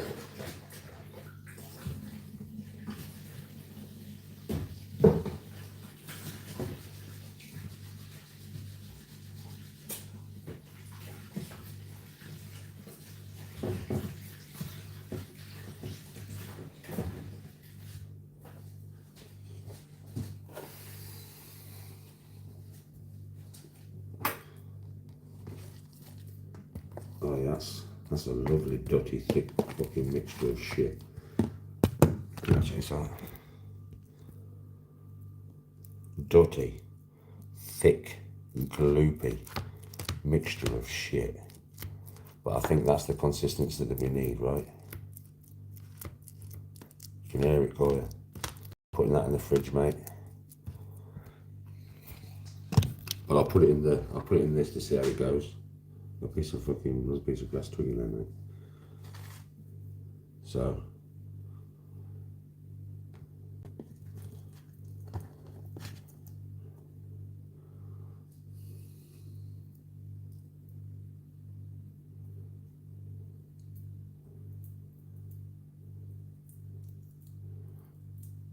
oh yeah, that's the ticket, isn't it?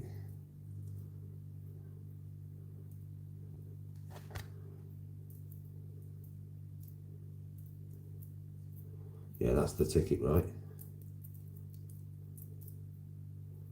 That's the ticket, right? You see how it's packed all in there?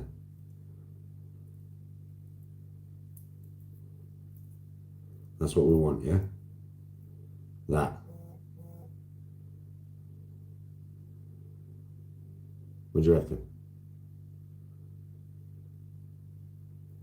Yeah, I've got some bits of sweet corn in there. I like to do things the old-fashioned way, the things you've got at hand. I mean, I'm giving my lads who've got that much stuff, but yeah, that's packed, bro. That's packed in there. So like that, yeah?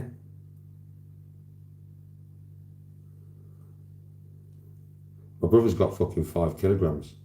No, 10 kilograms. 10 kilograms of hemp seeds. My brother's got a full mix.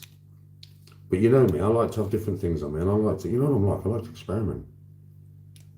I'm gonna get all this out of this fucking feeder now. I'm just gonna wash this feeder off.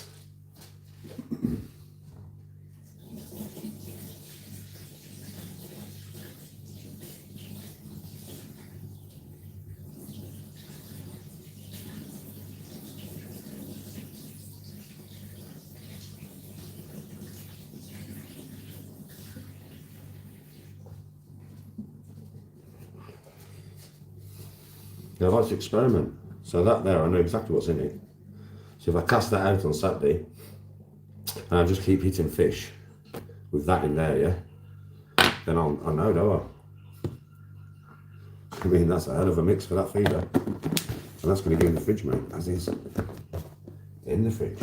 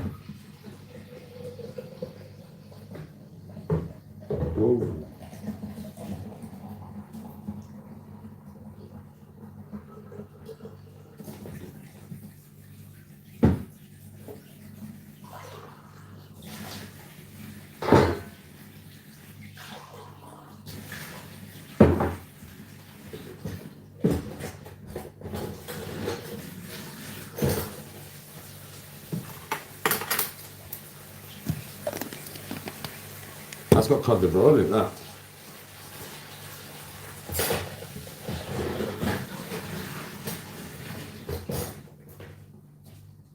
Good for the fish's joints, mate. Good for the fish's joints, you know what I'm saying?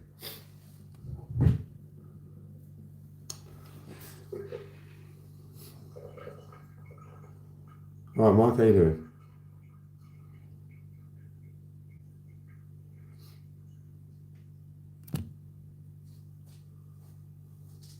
My brother wants to do that. My brother wants to go to Scotland and fish. I was talking about it earlier.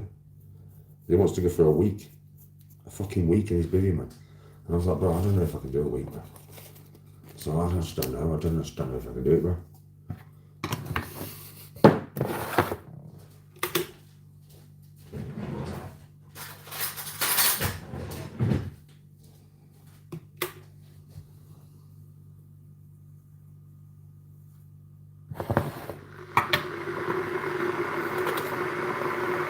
Fair play, bushcraft.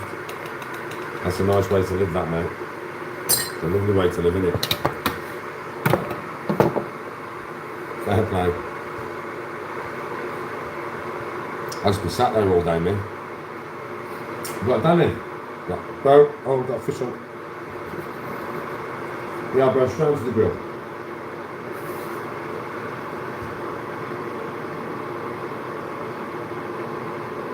Oh, that's nice, trickles.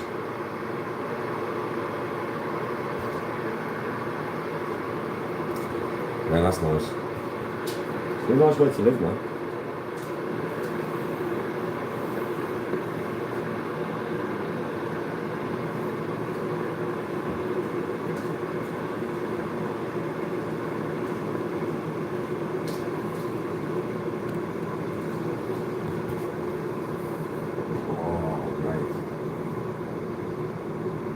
Definitely taking my green rod on Saturday. The one that went in the pool. I'm definitely taking this on Saturday. The snake skin bad boy. This is the Saturday rod chap float. Definitely taking this 3-piece, 12 foot, a lot of whip.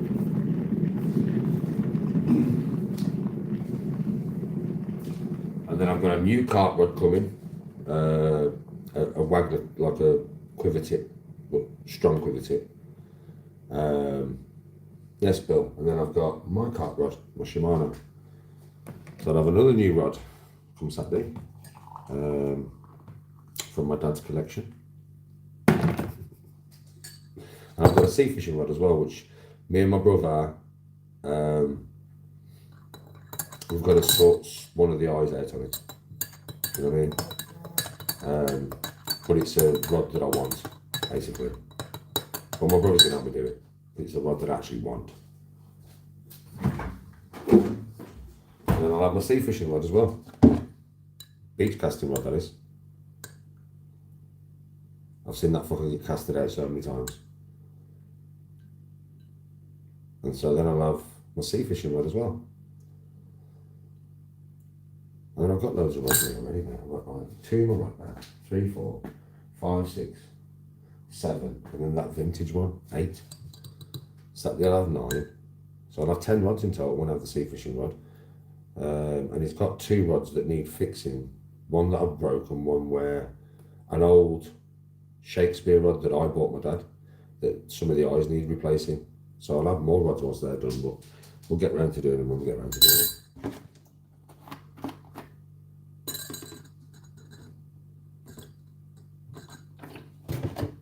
Good morning. Yes, Billy.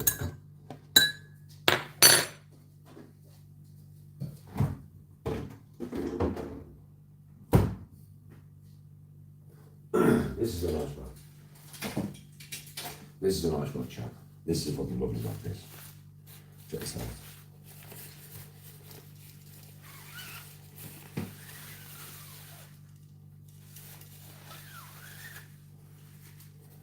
It's just a lovely rod. It's so cool, that is, mate, I'm telling you. So fucking cool. It's a beautiful rod. It's a really nice rod. Float fishing, this is for float fishing. Quiver tip though. So it's like very sensitive tip. But yeah, it's a lovely rod. Lovely, lovely rod. 1 minute, everybody. Yeah, I mean, it's an old one, bro. It's an old Shimano, but it's a fucking nice rod. It's a really nice rod.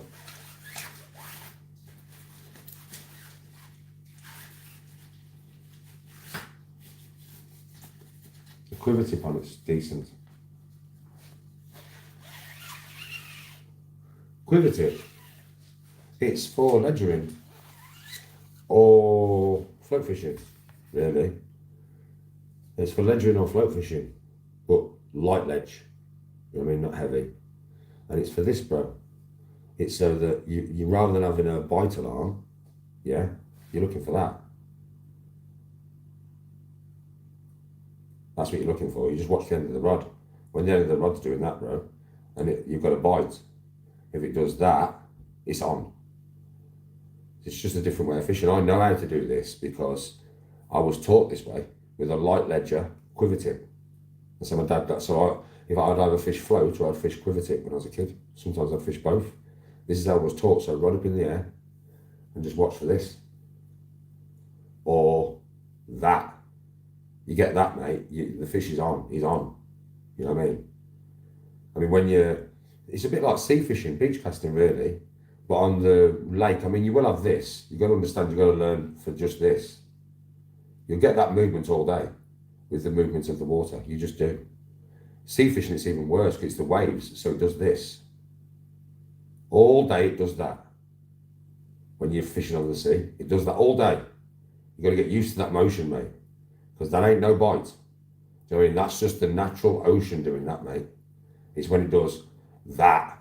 Do you know what I mean? It gets held down and does that on the sea when you're beach casting. When it does that, that's when you got to bite. But you don't do it with this rod. This would never hold a sea fish. You have to do it with a proper sea fishing rod. These are certain things I'm experienced in. Experienced when I was a kid and I've just remembered everything that I was taught, kind of thing. So it's just a different way of ledgering, but it's ledgering, not, well, you can inline lead it. You can set it up like you just would a cart rig. But rather than, you can put it on a bait, you can put it on a bite alarm. Doesn't really matter, does it, nowadays?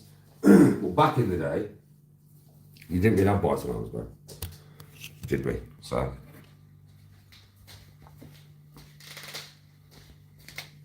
No, you can't catch a shark with that, bro. It's not strong enough. I don't know that much about fishing, but what I do know about. So I've just taught you something there, bro. I've learned so much off the channel, and now I've been able to teach somebody on the channel something. So, at least I've been able to teach something to somebody.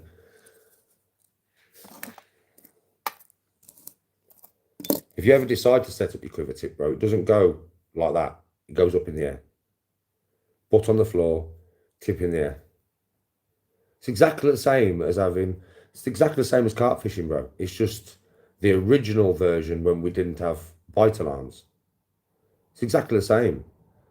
Do you know what I mean? The only reason bite alarms are set on the end of your rod rest. You can get ones that go on your line. I would personally say to keep the line tight, it'd probably be better for a carp rod to be up here rather than being on them stands. And having a bite alarm, because my brother's got him, he gave me one. I've got one here, look. They clip onto your line. And they work, because my brother was catching carp on them. These, look. Them. They just clip onto your line. And I know they work, because my brother's used one already, and it works.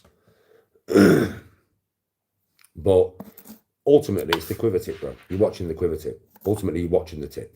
That's why they like that. That's why usually the tips on a quiver tip are like bright orange or, something. They're a totally different colour. They're very bright at the end.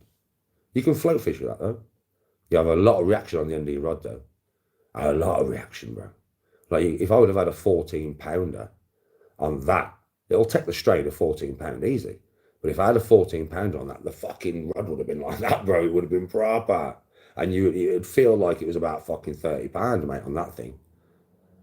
I mean, it's a bit mad, because I know I've felt it on quiver tips. I've felt the hit off fish on quiver tips when I was younger. I can remember. It did.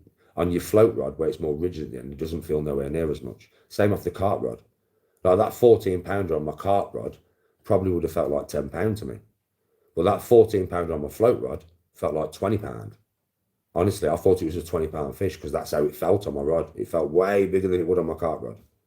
I think. I haven't caught a £14 on my carp rod, so I'll tell you. But I think from using both rods, because obviously I was using my carp rod as a float rod to begin with, right? So I've caught loads of fish off that carp rod. Yeah. And I've caught a fair few fish off that float rod. So I can kind of judge, you know what I mean?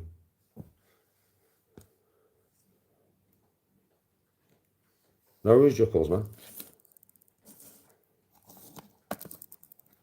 If you're going to float fish with it, my advice would be float fish up to £10. But you can use it as a ledger, or with a light ledger. I mean, the rod strain is the rod strain, bro. Them rods will take some fucking poundage. They're made for ledgering, for fuck's sake. They're made for fishing off the bottom. So they can take poundage. I mean, I don't know exactly what they can take. Each rod's different, right? But they'll be able to take some poundage, bro. There'll just be a limit.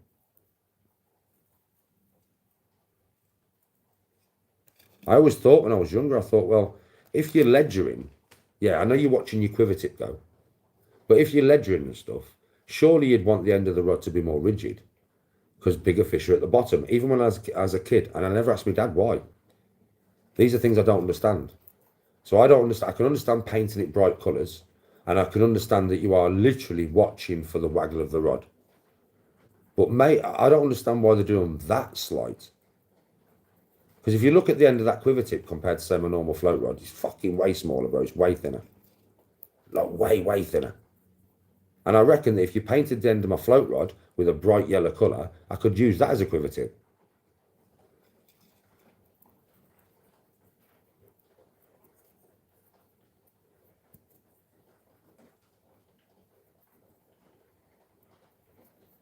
It's fucking coming down now, eh? Jesus, come on, rain. We've needed this for ages, mate. We've needed this for time. Come on. Open up and give us some rain, mate. The ground needs it. The golf courses need this. Oh, the golf courses will be drinking by the gallon right now. Drink that water. And make the ground soft.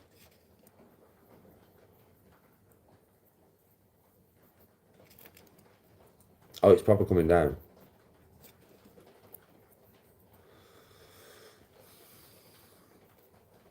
Don't talk to me about Hurricane Knobhead. I ain't got nothing to say about him, mate. I've said everything I've got to say about him. I'm done.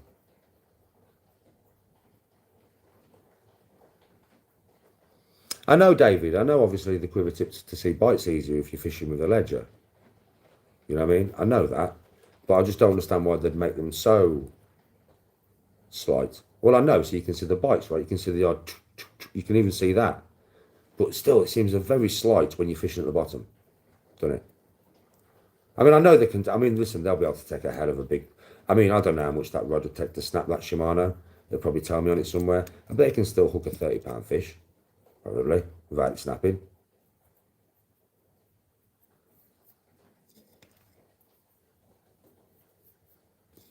I understand why you have a quiver tip.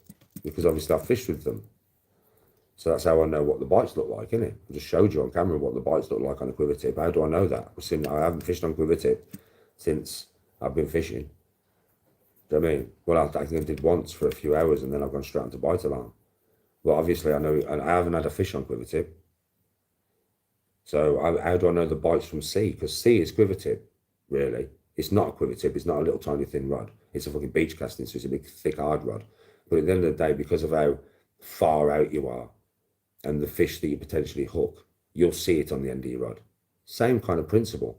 But sea fishing rods are fucking very, very, you know, like tough. They're not like the end of a quiver tip, are they? But when you're beach casting, you can't put a bite alarm on it.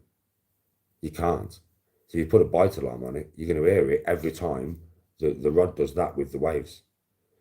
It'll be like, beep, beep, beep, beep, beep. Well, a bit of backwards and forwards, actually. All day. All fucking day, mush. I mean, so you can't use a bite alarm when you're beach casting. There's just no point.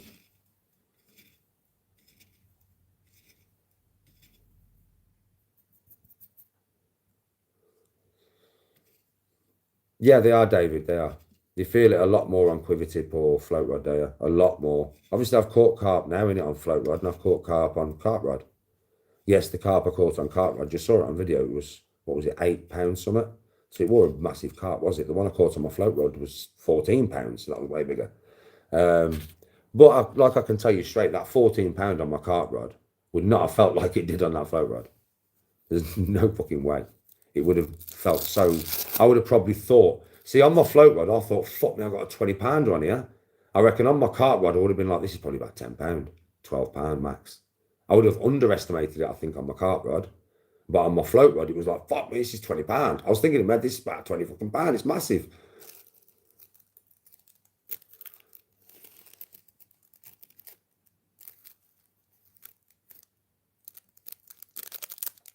Yeah, it'll be a float rod too. So you'll have a float rod, quiver tip. Multi-tool, multitasking rod there, mate. Good rod that, to have both attachments. So yeah, if you've got a normal end and a quiver tip, it's just multifunctional rod. Use it for either or.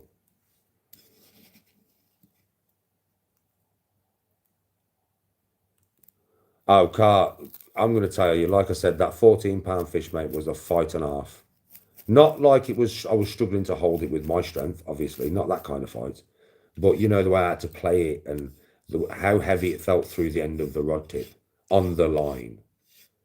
Do you know what I mean? Like it was a brilliant little fight. It was a wicked little fight. I mean, Scally said to me, well, Danny, she might have banned you from there. Do you know what I mean? Right. But that day we had so many fish out. You had a clip that you'll never, ever forget. None of us will. Do you know what I mean? So at the end of the day, you know,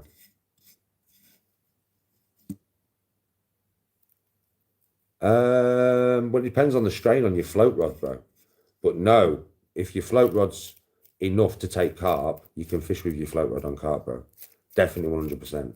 Like, I reckon my float rod could take a 30-pound carp. I mean, it would feel like it'd feel like the Kraken.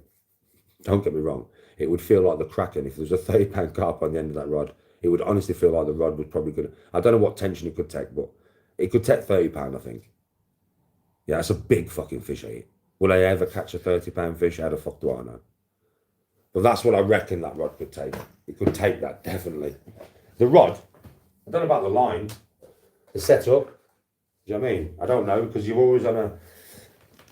I'm going to start tying straight through to my hook now on my 15-pound line, but I have been on like 1.2, 1.4 bottoms. With that, you might not get a 30-pound carp in, like. Do you know what I mean? But I'm just saying, your float rod will probably definitely take between 25 and 30 pound, bro, in strain. It's just the carp rod will take more. Like my carp rod will probably take about 60 or 70 pound of strain. My float rod would not take that. You know, before it breaks. Yeah. Like my float rod ain't taking that much. My float rods would snap, I reckon. I've got the method fever, bro. That's what I've just mixed all that ground bait up for. Like all that bait that I've just mixed, mushed it into mush to put into my method feeder. I bought one yesterday when I was at the tackle shop, mate. So I've got inline flat weight, pebble flat. That's my normal rig, and then I've got a inline feeder as well. So you know where I can crush it into the front of it, and I've just crushed up. What I'd done was I over soaked my boilies and pellets. I know they're called pellets now. Yeah, and they all went like mush, bro. So what I've done is I've mushed them all up, tipped some sweet corn in there, put some hot dog sausages in there, and made it into like a paste. It's like a paste now. And just packed that paste into the front of it, innit?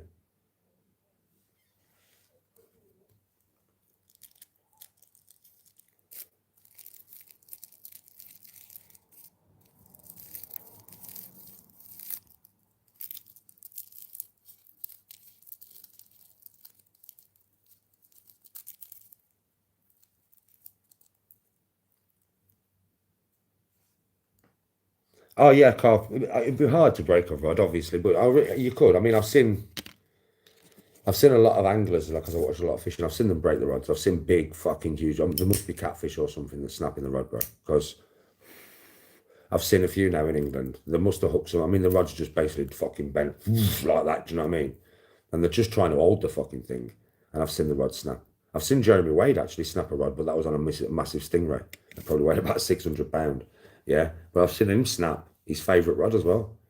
in half, bro. That thing snapped it in half. So I do know rods can be snapped, but it's not easy. It's pissing it down, bro.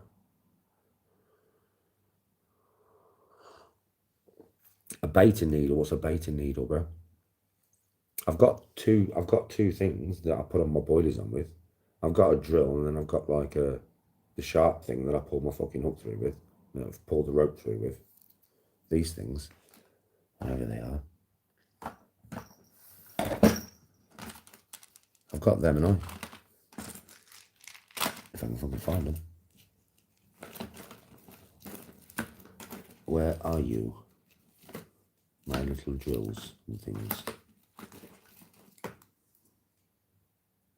Where the fuck's my drills at? I'm gonna have to get a bigger tackle box, I mean, because I've got too much fucking stuff in there. There they are. So yeah, I've got that. And I've got that. Are they any good? That's what I used to put my boilers on, innit? Drill through the boiler with that. And then hook the fucking rope with that and pull it through the boiler. So, they're any good.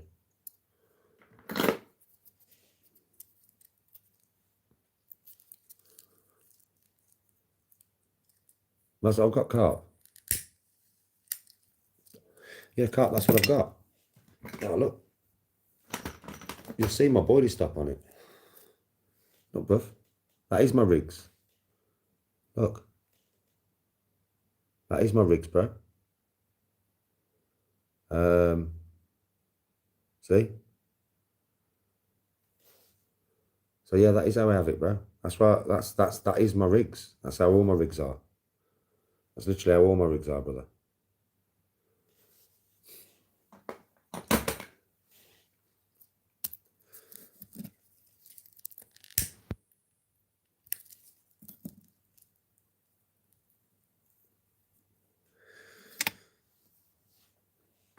Yeah, that's how I was shown to do it by Scally and that on that video. You saw me do it on that video with Scally.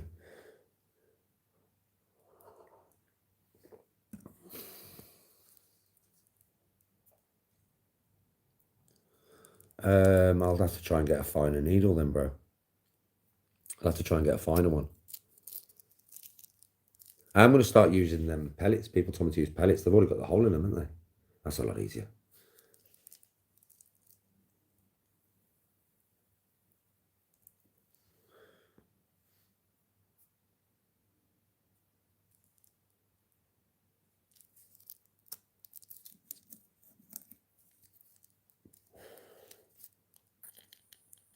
Yeah, that's how I was taught to do it, innit? And I mean, I was even going to drop a fucking method feeder or something on the top of it. That's what I was on about earlier. I was like, can't I just drop one of them method feeders or them cage feeders on top of my sliding weight? Kind of put that on the line as well, and then pack that with stuff. And then wouldn't that just distribute all the bait all over my boilie, like all around my boilie? That's what I was on about earlier, but people was like, nah, don't need to do that.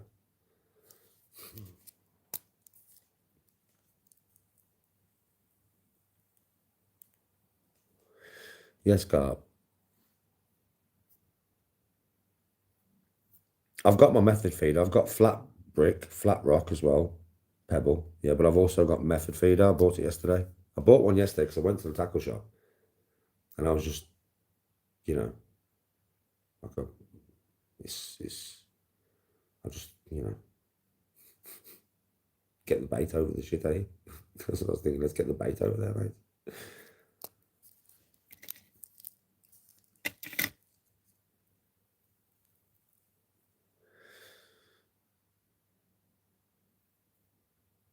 Imagine if you see a video of me on Saturday holding what you know is 20 plus pounds in my arms. Like, I swear, imagine that much. Imagine that. If you actually get a video of me holding something 20 plus pounds, because you'll see on the scale first. My brother has said to me, because of all the people doubting you all the time and doubting us, yeah, you're going to hold that scale up. The sling weighs 1 pound. That's what it weighs. My brother told me. We weighed it and it weighs 1 pound. The sling weighs 1 pound. That's all it weighs. Do you know what I mean? Right? So he said, your fish was 14.1, Dan. Your fish was 14 pound. But he says, I'm going to get you to hold the fucking scales. I'm going to put your fish in, right? If you beat your personal best, yeah? And I'm gonna film you holding the scales yourself. And then they can't say fuck all that. Because I think he's getting sick of people saying that. So many people have said to me that fish wore 14. It was fucking 6. I'm like, okay.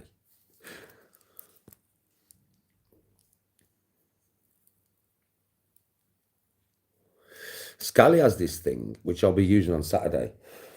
I won't use my drills on Saturday. I'll use Scally's. Because Scally's got this thing, right, where it's got like a flap on it. It's just the needle. It's just so it's the bit that pulls through, but there's no drilling. So once you go through with this thing, you only go through once. So you've got this thing that you push down. You push it through the boilie, yeah, right, and then you push it up. Or do you push? I'll know when I've got it in my hand anyway. But that's already got the hook on it. Yeah, it's the bit that you push up that's got the hook. So that's already. So basically, it's down. You push this thing down. You push it through the boilie, and then when you get through the boilie, you push this thing up, and that's the hook. And then you hook the line onto it, and you just pull the boilie on, without doing two drills, basically 2 holes. Because I have found yesterday. Let me show you something. When I was putting them boilies on yesterday, and they are very sensitive, them boilies that guy gave me. But if I show you my rig from yesterday, and you'll see the bottom of the boilie. Check this out. You are right, because you'll see the bottom of the boilie. I couldn't do anything about it, but the boilie was staying on. So basically, I used them things that you was on about, and look at the bottom of the boilie. You see how I took a chunk out the bottom of the boilie? I couldn't help it. It just, as I pulled it out, every time I did one, I did 3 of them, and every time I did one of these boilies, it pulled that chunk out. But luckily for me, I just wangled my stop in there. I mean, that was in the water for 2 hours. Do you know what I mean? And it stayed on there. But yeah, you see what I mean? And that was obviously because that was a bit too, as I was pulling the fucking thing through, every time the bottom of the boilie come off. Every fucking time I did it. 3 times I did it, and 3 times it come off.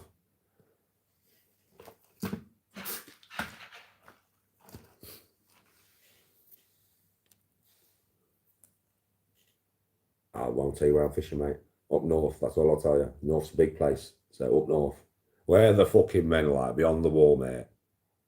Beyond the wall, beyond the ice wall. Where the White Walkers live. You know nothing, Jon Snow.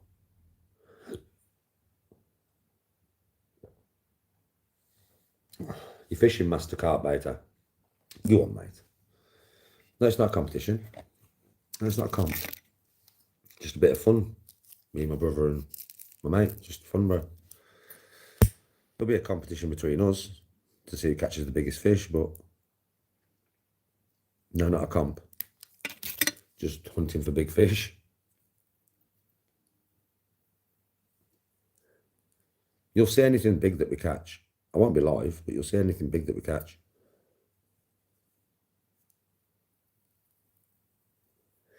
Mate, there's like, apparently, over 60 pound catfish in there. And just below 40 pound carp where I'm going. Right? I'm telling you. Yeah. Bruh. That would be the funniest video ever. Because Tony will be with me, so she'll be on it.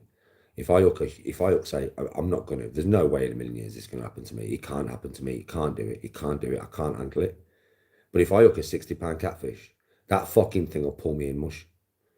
You know what I mean? You get a video and a half because that thing will pull me in. I don't give a fucking shit, man. I know. Listen, once I get it and I get my arms engaged, sweet. But if I've just got hold of that fucking rod, mate, a 60 pound cat, because I've been told to just run, that fucker could pull me in. That'd be a video and a half, mate. That'd be funny as fuck. You know what I mean? So you might get that. That'd be fucking hilarious, wouldn't it? You know what I mean? I'm not saying you will, because I know there's 60 pound cat in there, but the chance of me hooking that 60 pound cat is fucking slim, right?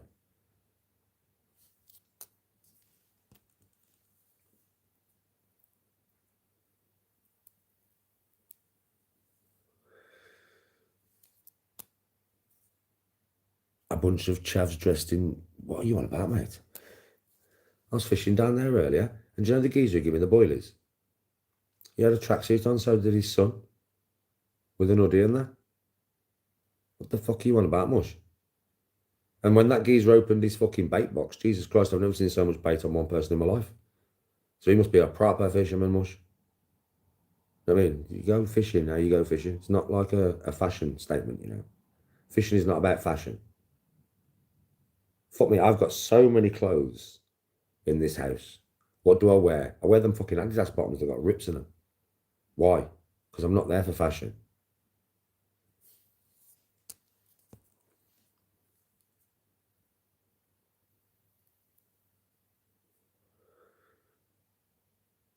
Fucking hell. That's the carp baiter.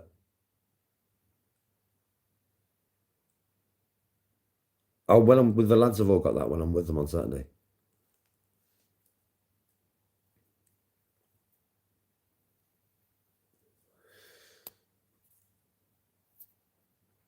The lads that I'm with on Saturday, mate, I've got, fucking hell, they've been fishing for years. I've been fishing for 6 weeks. They've been fishing for years, mate. Well, Scally hasn't. Scally's been fishing about 6 months, but Scally's one of them dudes. Once he starts something, he just buys everything. He's got fucking everything you could think of. So is my brother, though. I mean, so I'm with them. I'll be signed on Saturday, mate. I've got everything I could possibly need. I won't even be landing my own fish. I will if it's little. I'll have my landing net next to me. If it's up to £10, I'll fucking land it. But if it's anything bigger than £10, we just land each other's fish. Like I might land Scally's. His missus might land his. I might land my brother's. My brother's probably going to land mine, or Scally will land mine. I mean, because we're there to help each other.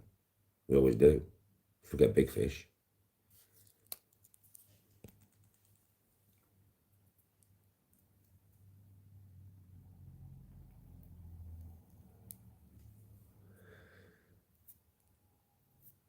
Scally's got some big, massive fucking triangle thing, bro. Scally's net's fucking enormous. Mine's not. Mine probably catch up to a £20 fish. My brother's is like Scally's though.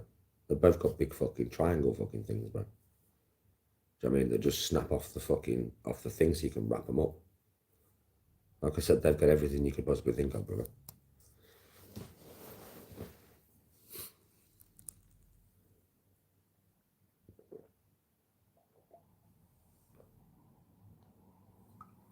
Scally's catfish is 37. It's £36.80. It's not that much for a year, mate, to be honest.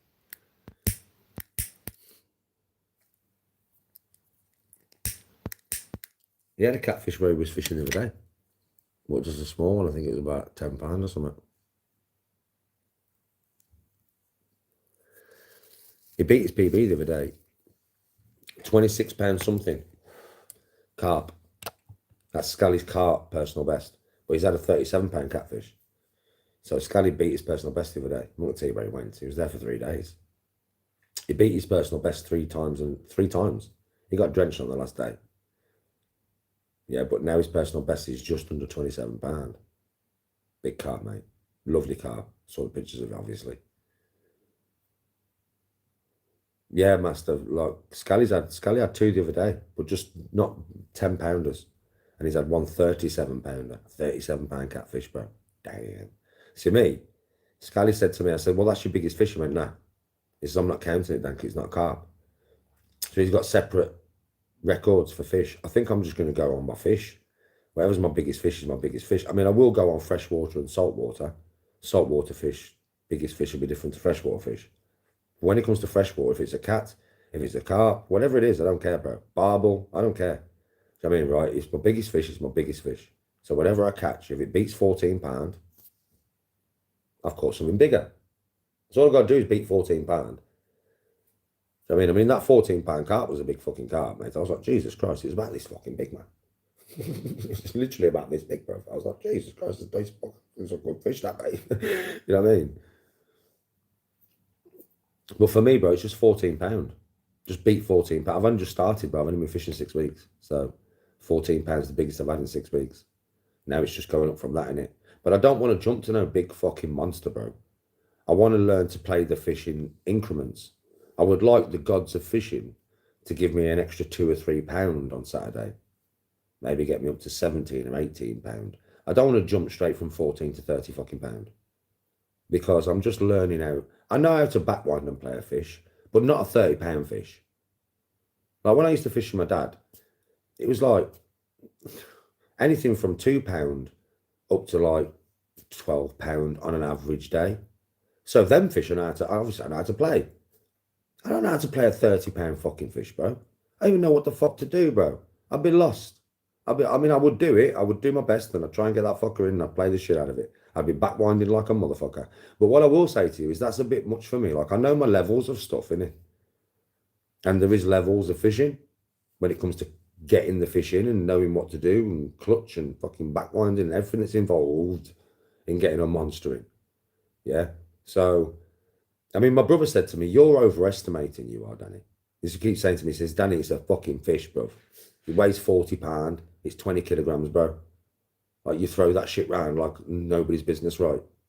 It's just a 20 kilogram fish, even if it's 40 pounds, then come on." But I'm thinking, I don't give a fuck, bro. I'm expecting it to pull my arms off. If I expect that and it doesn't, then I'm good AI.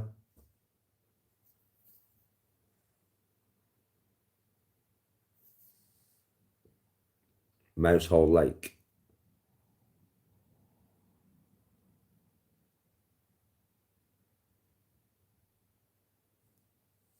But yeah, I'll be happy with 16 to 18 pound on Saturday. It'll beat my personal best.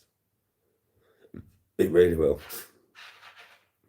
I mean, if I hook onto a massive catfish, bro, I'm gonna shit my fucking pants. I'll just see my thing go, and I'll be like, "Fuck, it's a catfish." No, it's a catfish. It's a big catfish. It's a big catfish. I'll know that as soon as I grab the rod, because Callum has told me, and so like told me exactly, and Scal exactly what. I mean, Callum's never caught one, but he's seen 67 pound catfish. He's seen somebody catch, and he went, "Danny, he had that thing on that rod end for like probably half an hour, and yeah, I was just watching it run all around the pool, mate." I mean, Callum's never caught one. Scally has though, and Scally said Dan runs like a motherfucker. Just gone, mate. Do you know what I mean? So it's just like, for fuck's sake. Carp don't do the swimming circles and come up and whack their head around and all that kind of shit.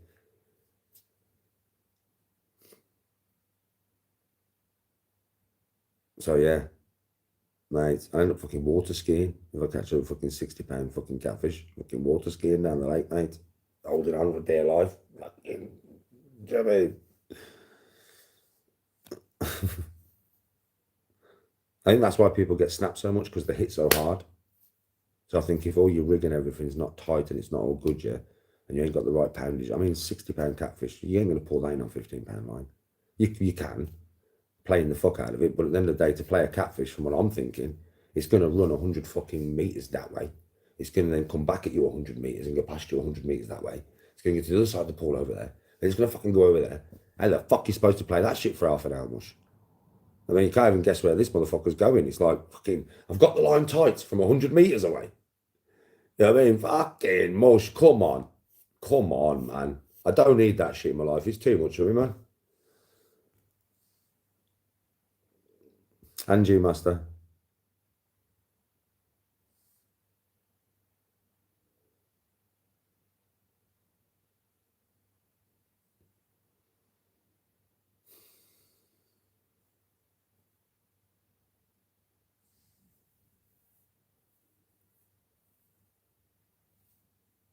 Oh, yeah, but Moose,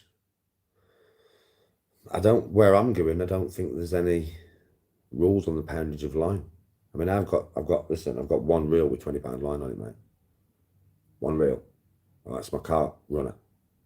Yeah, that's the only reel I've got with £20 line on it. All my other reels are £15 line.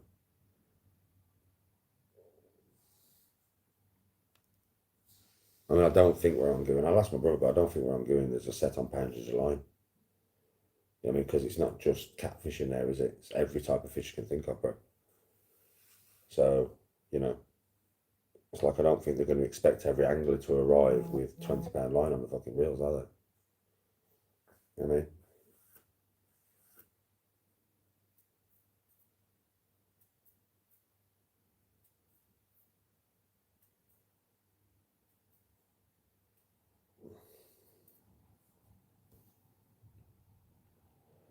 Oh, mate.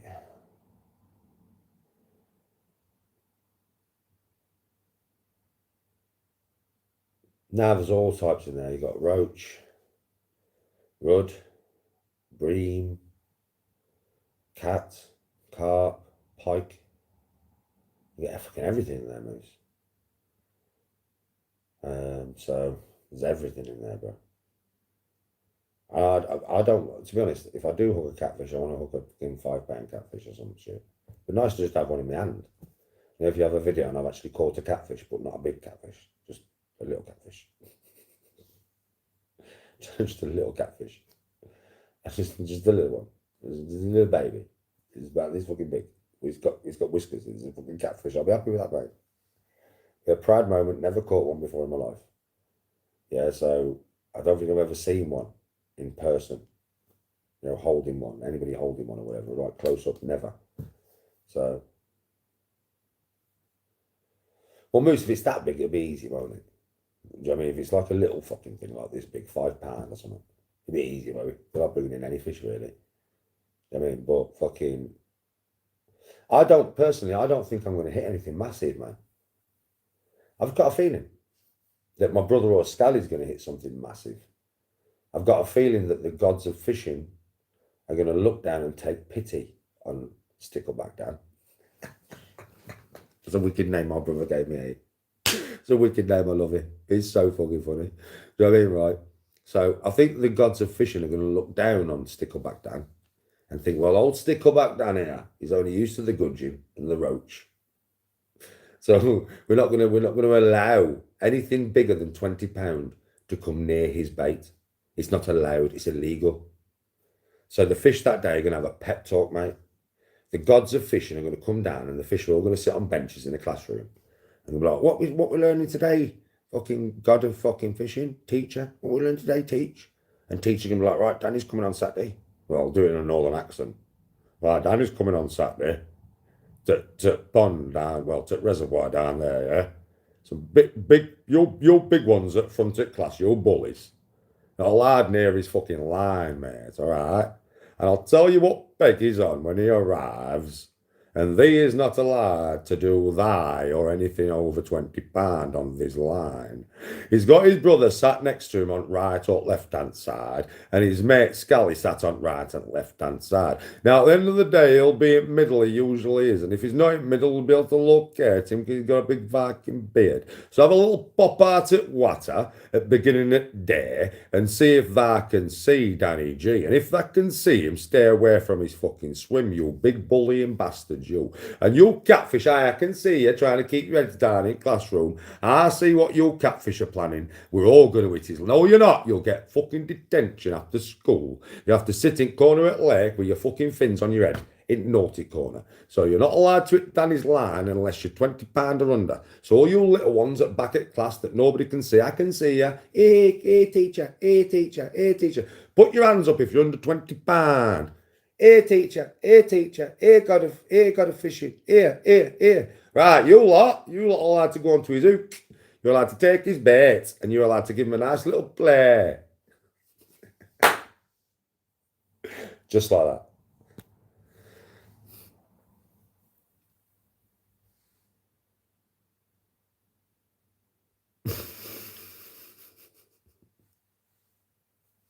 I'm good, farmer. How are you?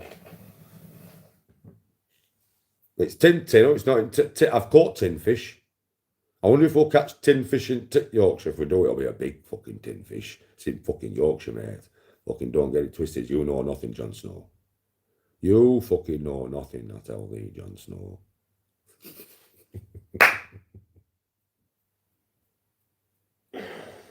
Telling you, that's what's going to happen. So I'll be sat there. I'll probably have the biggest fish of the day, son, £18. I'll be sat there all proud of that. And then all of a sudden, all I'll hear is my brother go, shit! What's the matter, bro? I'm like, Danny. I have to grab him round the waist. Come here, bro. He can deal with big fucking monster, mate. He's already had over £20. I think my brother's biggest fish is £22. He told me the other day. Scally's is 27. So to be honest with you, Scally should be 27, mate. 26 point something the other day, yeah? So Scally should be one who hits the big fucker. He's got more experience playing him. Then my brother should, the second bit, like, like Papa Bear, Mama Bear, Baby Bear. Yeah. Right. Like that. Like that, yeah. Well, we're all going into ours, we're all going to eat the food. We're all going to sleep in the beds. And then all I'm saying is, Papa Bear needs to have a go at my brother, or Scally. Mama Bear needs to have a go at my brother, or Scally.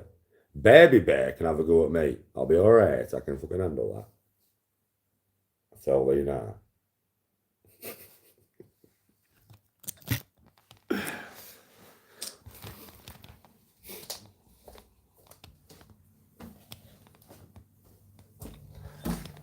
I am chuckles. I love fishing, bro. You know, getting out with the lads.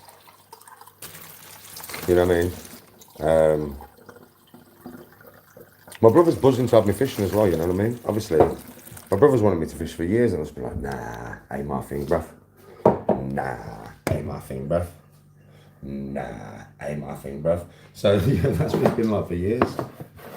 And we was talking about it earlier, and he's the same as I am. My dad was a fisherman. I mean, I said to him, and I said, I'd give anything to have dad on the fishing back when I was right now. He went, so would I, don't he? So I mean, like, we think about dad a lot when we're fishing. It's a very memory-orientated thing for both of us. And I said to him earlier, I said, I regret it, bro. And he went, what do you mean? I went, I regret not going fishing with dad in my later life, like I should have been fishing with him all the time. I said, but I ain't going to make the same mistake with you, kid.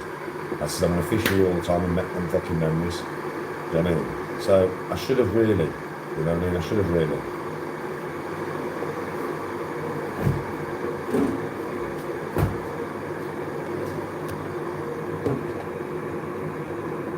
Yeah, it's a family thing. Fucking hell, that's a bit of a deep question on this live here, Dan. Israel and Palestine. Bro, listen. They've been fighting each other for so long, it's really hard to get to the original reason why they started fighting. But, it's a big but. A lot of it is over land mixed with religious ideology. Yeah? So what do you think I'm going to say then? I'm going to say, fuck's sake, man. You need to stop killing people over what God you believe, or you believe that that's your right of land as God gave it to you. Listen. All these people in the world, you believe in whatever God you do, right? I don't care. Right? You do whatever, you do you. Yeah? But what I'm going to say is you shouldn't be persecuting other people and having wars and killing people over different ideologies. Do you know what I mean? You shouldn't, at the end of the day. And I would say that, the Palestinians themselves have committed atrocities to the Israelis. I would say who are committing more atrocities? I would say the Israelis. And a lot of people, see nowadays, so if I say that the Israeli fucking leader, Netanyahu, is basically like a mass murdering son of a bitch, right? People then think that I hate Jews. Because that's how your minds work nowadays, right? You're so limited. So I don't like one Jewish person, so I must hate all Jews. Shut the fuck up, man. Do a fuck.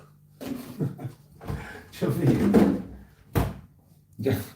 It's like, yeah, here's one fuck. Because a lot of people, this is how you think. You're very limited. But you only think like this when it suits your way of thinking. And this is how I'm going to put it to you now. This is why. Because a lot of you are racial nowadays. You're either racial or religious bias. Yeah? And let me put it to you another way. We all hate Jimmy Savile. He was a fucking Christian. So, should I hate all Christians now then? Because of one man? No. There will be many Jewish people that are very good people, bro. Same with the Palestinians. I don't give a fuck what anybody says. You have good and bad in all. Sometimes you have a bigger group of bad. Sometimes you have a bigger group of good. Right?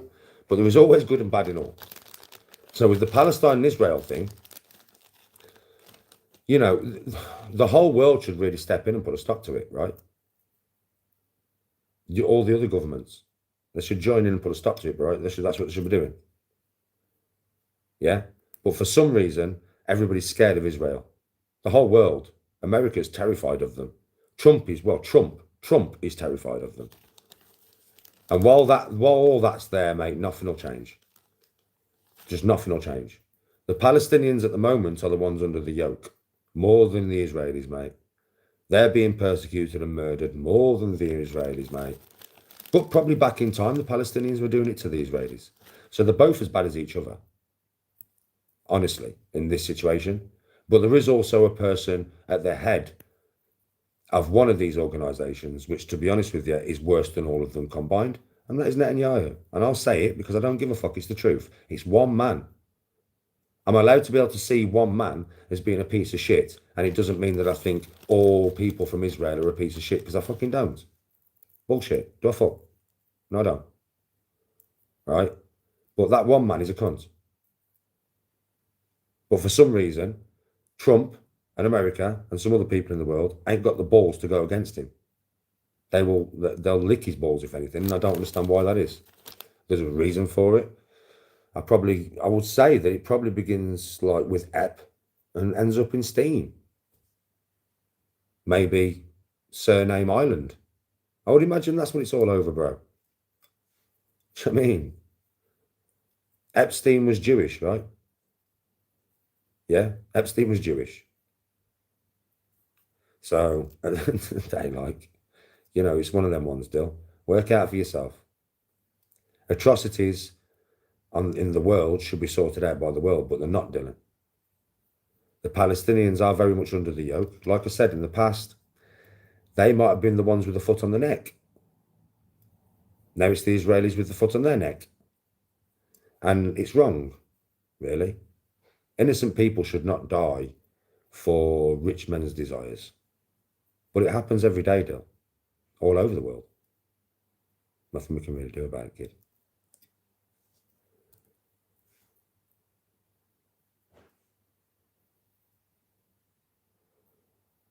Oh, shite rat, listen, I'm talking ancient past, brother. I'm not talking modern past here. I'm talking ancient past, bro. I know a bit of history between these two peoples, a little bit. And if you look into ancient past, oh, there is some ancient Palestinian madness. Do you know what I mean? Towards Israelis, there is. But there always is. But you can never get down to who actually started it, bro. You can never, because in my opinion, right, it's over a land, bro, that nobody owns this land on this planet. Even though we think they do, like the United States owns the United States, they don't. Britain owns Britain. No, we don't. Nobody owns land on this planet, ultimately, right? You should be able to go where the fuck you want and do whatever you want, really. And yes, the Palestinians are being persecuted. I did say that, bro. I did. At this current time, they are. But nothing will be put a stop to it because, like I said to you, the world leaders are up Netanyahu's arse. It's that simple. They're right inside them cheeks, mate. The people who could put a stop to this are right inside his cheeks. And that's why I said, you know, first name, Ep, middle name, Steen, surname, Island. That's why. It's fairly obvious, isn't it? Yeah, it's mad, mate. It's fucking mad. It's absolutely mad. It's like they run the world, but they don't run the world, but they do run the world. Because they run the world because they can do what the fuck they want and nobody can say anything, right? Because anybody who can say anything, they've all been to first name, Ep, middle name, Steen, surname, Island. That's why, bro, innit? It's obvious. It's very plain to see. The whole world might be fucking daft. The whole world might not want to see it, but I can fucking see it for what it is, mush. I ain't daft.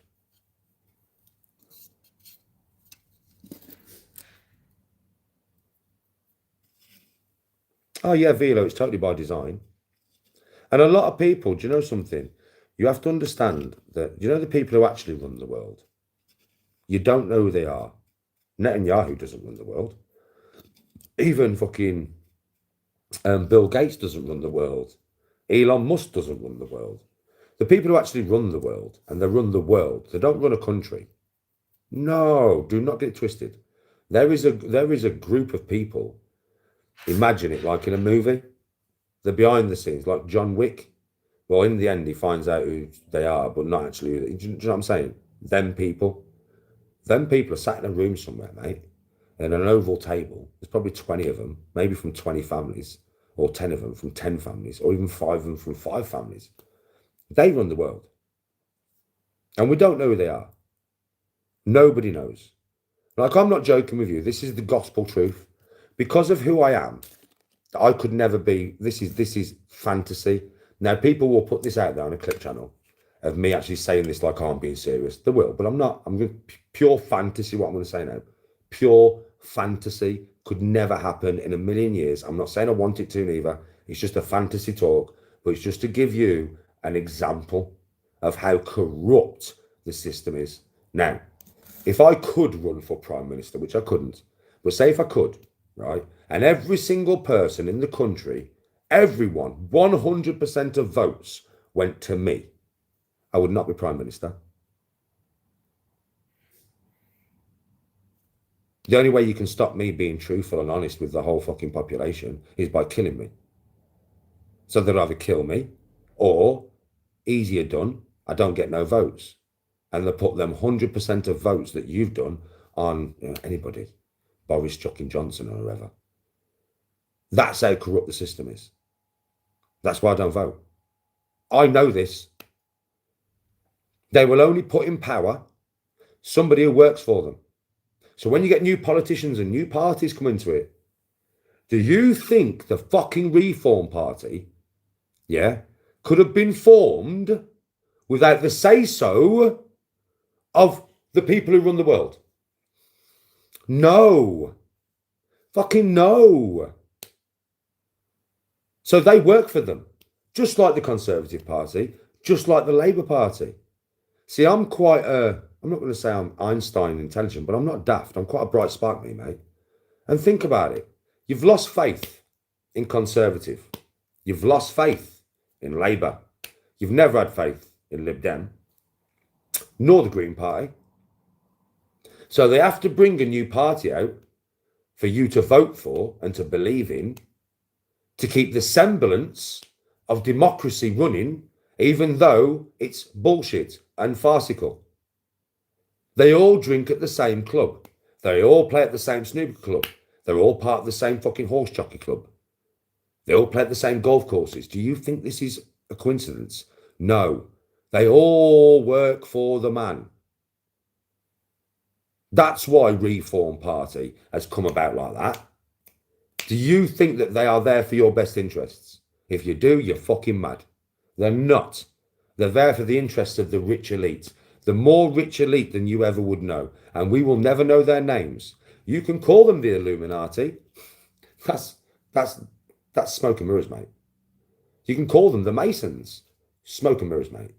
You can call them the Bilderbergers, right? Smoke and mirrors. Skull and Bones.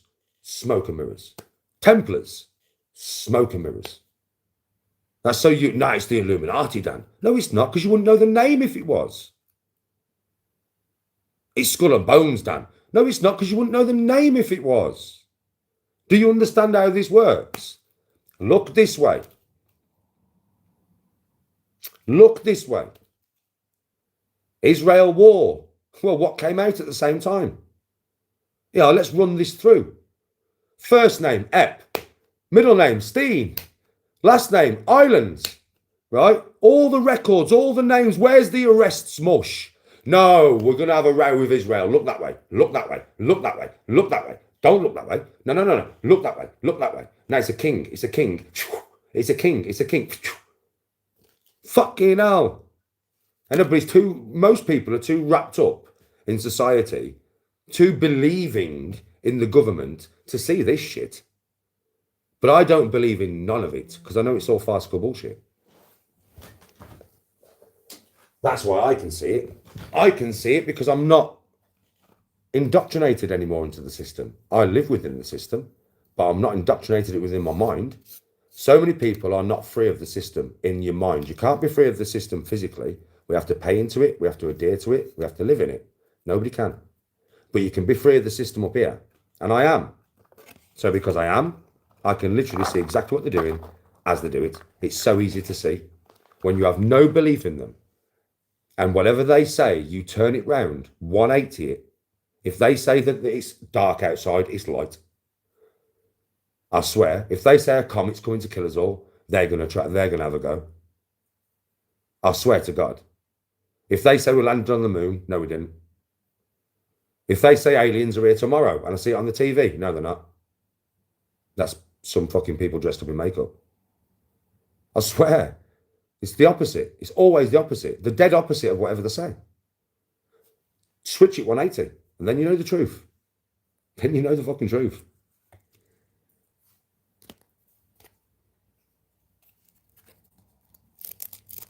Yes, super.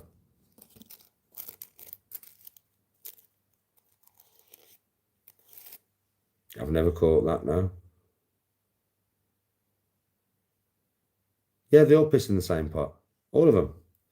And people are under the illusion, are you going to vote reform? You're going to vote for reform. They'll change the country. They'll change. No, they won't. Half of the policies, you know how it is.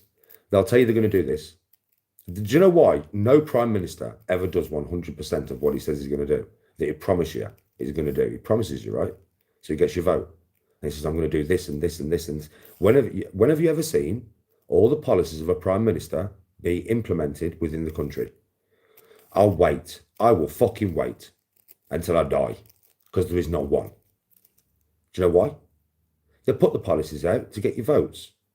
And then when they've done them, they have to go into a room with a man and the man goes, give me your policies. They give him his policies. He's on the phone to the people in the fucking room that you don't know the names. And he's like, right then, he said he's going to do this. No, can't do that. Cross that off. He said he's going to do this. No, can't do that. Cross that off. He said he's going to do this. Yeah, he can do that one. He said he's going to do this. Yeah, he can do that one. He said he's going to do this. No, cross that off.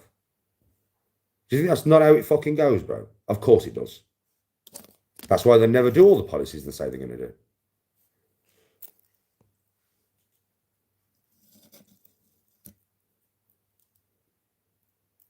Oh, yeah, the moon landing was bullshit, bro. I've been trying to tell people for years. There's so many ways that's just fake. You can see it if you've got eyes to see. People don't want to see it because, again, they don't believe the government would pull off a fake of that size on them. They don't think the government, of course they would. Of course they fucking would. Of course they would.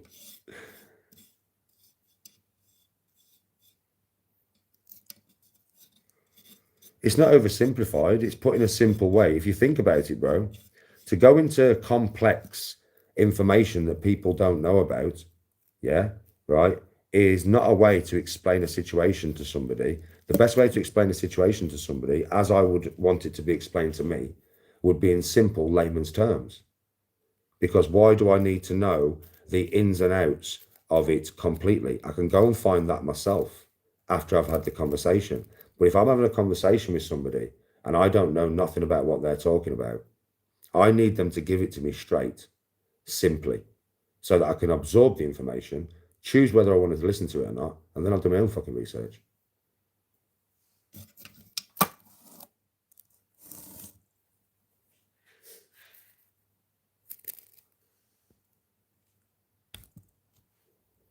Yeah, most people do have my opinion. But most people, and there's a lot of people who don't, bro. There's a lot of people who still believe in government. There's a lot of people who believe the voting system isn't rigged. There's so many people who believe that the Reform Party is going to change England dramatically. We are now going to be a New England because no, we're not. No, we're not.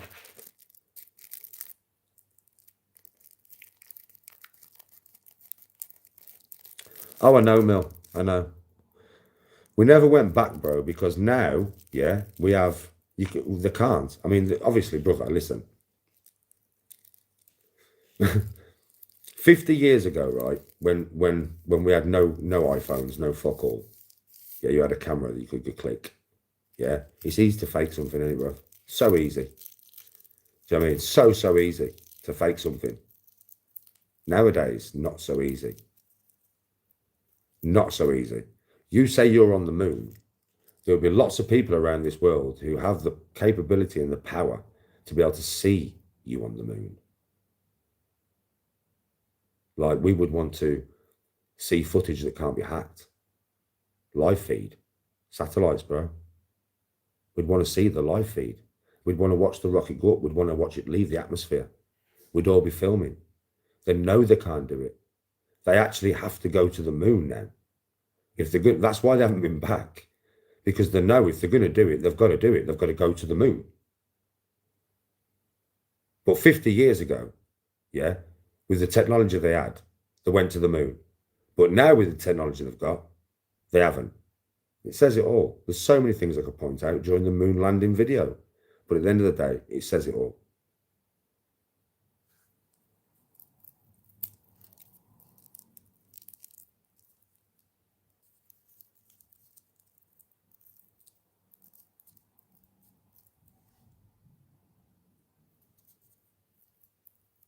If China do it, they'll film it. If they do it. Do you know what I mean? China probably will. There's only one reason to land on the moon anyway, folks. It's full of resources. It's the only reason. There's no other reason for it. It's pointless. It's a pointless place to be. But if you're going to mine it, it's not. Do you know what I mean? Because the moon was part of the Earth.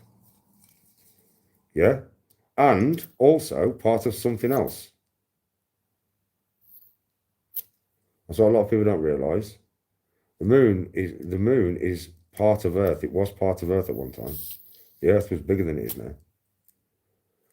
Yeah. The Earth was about 1/4 to 1/3 bigger than it is now. And something about the size of Mars came in, smashed into the Earth, and then the Earth reformed with an asteroid belt around it. And that asteroid belt and the debris from the fucking crash formed into the moon. So everything that is on the Earth that they've mined to death is on the moon to be mined for free. But at the end of the day, then how are you going to get it back to fucking Earth to sell it? That's the only reason to go to the moon, though. There's no other reason. There ain't going to be no aliens on there or anything. Is the fuck? You can't live on it. It's not habitable. It's not got an atmosphere thick enough. It has a slight gravitational pull. Do you know what I mean? But nothing that you could do anything with, really. There is no point in going to the fucking moon unless you're going to mine it for diamonds and fucking lithium and fucking platinum and whatever else. But then you've got to get that back to fucking Earth. So how are you going to do that? Yeah, there's no gravity in space. It's a vacuum. So effectively, you can fill a fucking tanker with 1,000,000 tons or whatever if you want. It's not going to sink in space. It's not the way space works, is it? And you could just propel that towards Earth. But then it's going to come through our atmosphere.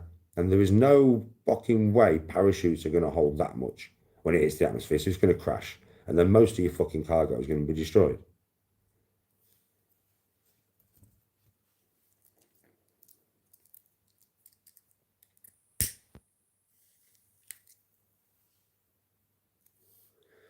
No, there's no water. There could be water trapped within Mars. I mean, within the moon.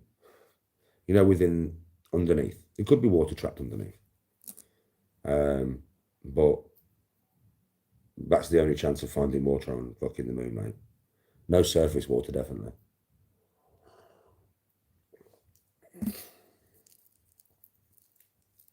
From the amount of meteors and stuff that have hit it and comets over the years, some water could have seeped into it. And there might be a few little pools of water underneath the surface somewhere.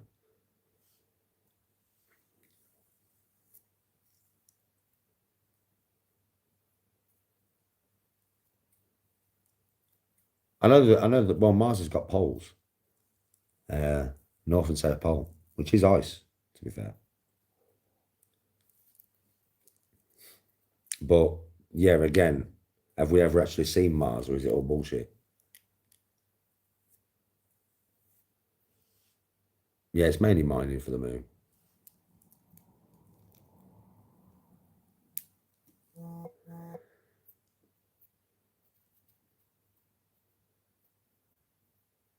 Yeah, but we know roughly what creatures can exist in our seas. I mean, we know. There could be a Leviathan down there, some big fucking huge thing that we ain't seen. But there's only going to be one species of big huge thing on this planet. That's just how it would be. So I don't know, like, a whale squid looking thing that's fucking 500 foot long or something, I suppose. Possible, isn't it? On them depths down there. But apart from that, it'd be something we can recognise. Something that's similar to something else on the planet. Space is where it's at, mate, if you want to explore and colonise other planets. But that's difficult, bro. It's all right saying, let's get in a spaceship and go and colonise other planets. It's fucking difficult to leave this solar system alone. It's all about speed, mate, and we just don't have it. We're nowhere near. I would say, yeah, cryogenics to freeze the crew. So effectively, if you can master cryogenics, you could freeze a crew for 1,000 years. Possibly. But it's a one-way trip, isn't it? It's just a one-way trip, mate. It's the speed needed. There's nothing. There is like a law in space where the closer you get to the speed of light, the more mass you accrue. Not size as in mass. It's hard to, I'd say weight. Best way to describe it is just weight in it. You get heavier. You don't. It's a different kind of concept, but you get heavier in layman's terms, isn't it? The heavier you get and your spacecraft get, the more fuel you need to keep propelling you forward faster. And the number for that becomes infinity. Your mass becomes so much that your propellant needs to be infinitely powerful and infinitely limitless. It's impossible. Can't travel at the speed of light. Traveling around the universe takes fucking hundreds and thousands of years.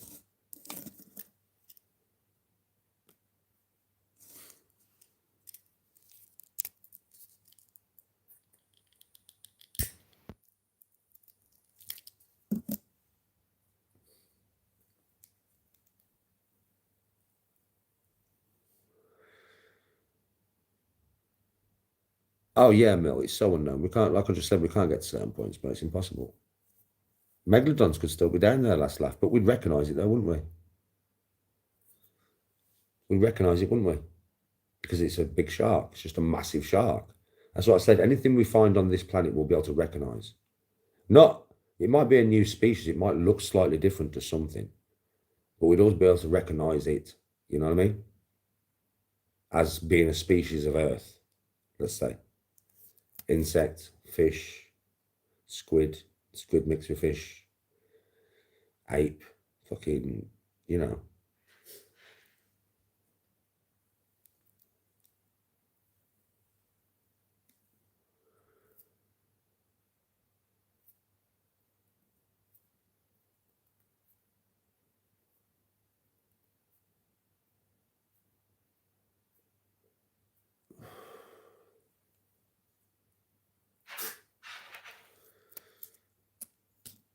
Oh man, right then everyone. I'm off skis. I will see you all in a couple of hours on the game, God of War stream. Other than that, I'll see you all in a bit, mate. Have a good day, yeah? Thanks for watching, and that's been a good little fish talk, this. And then some crazy government shit at the end. A nice little talk on that. I'll see you all on the game in a couple of hours, man. Peace out. Thanks for watching.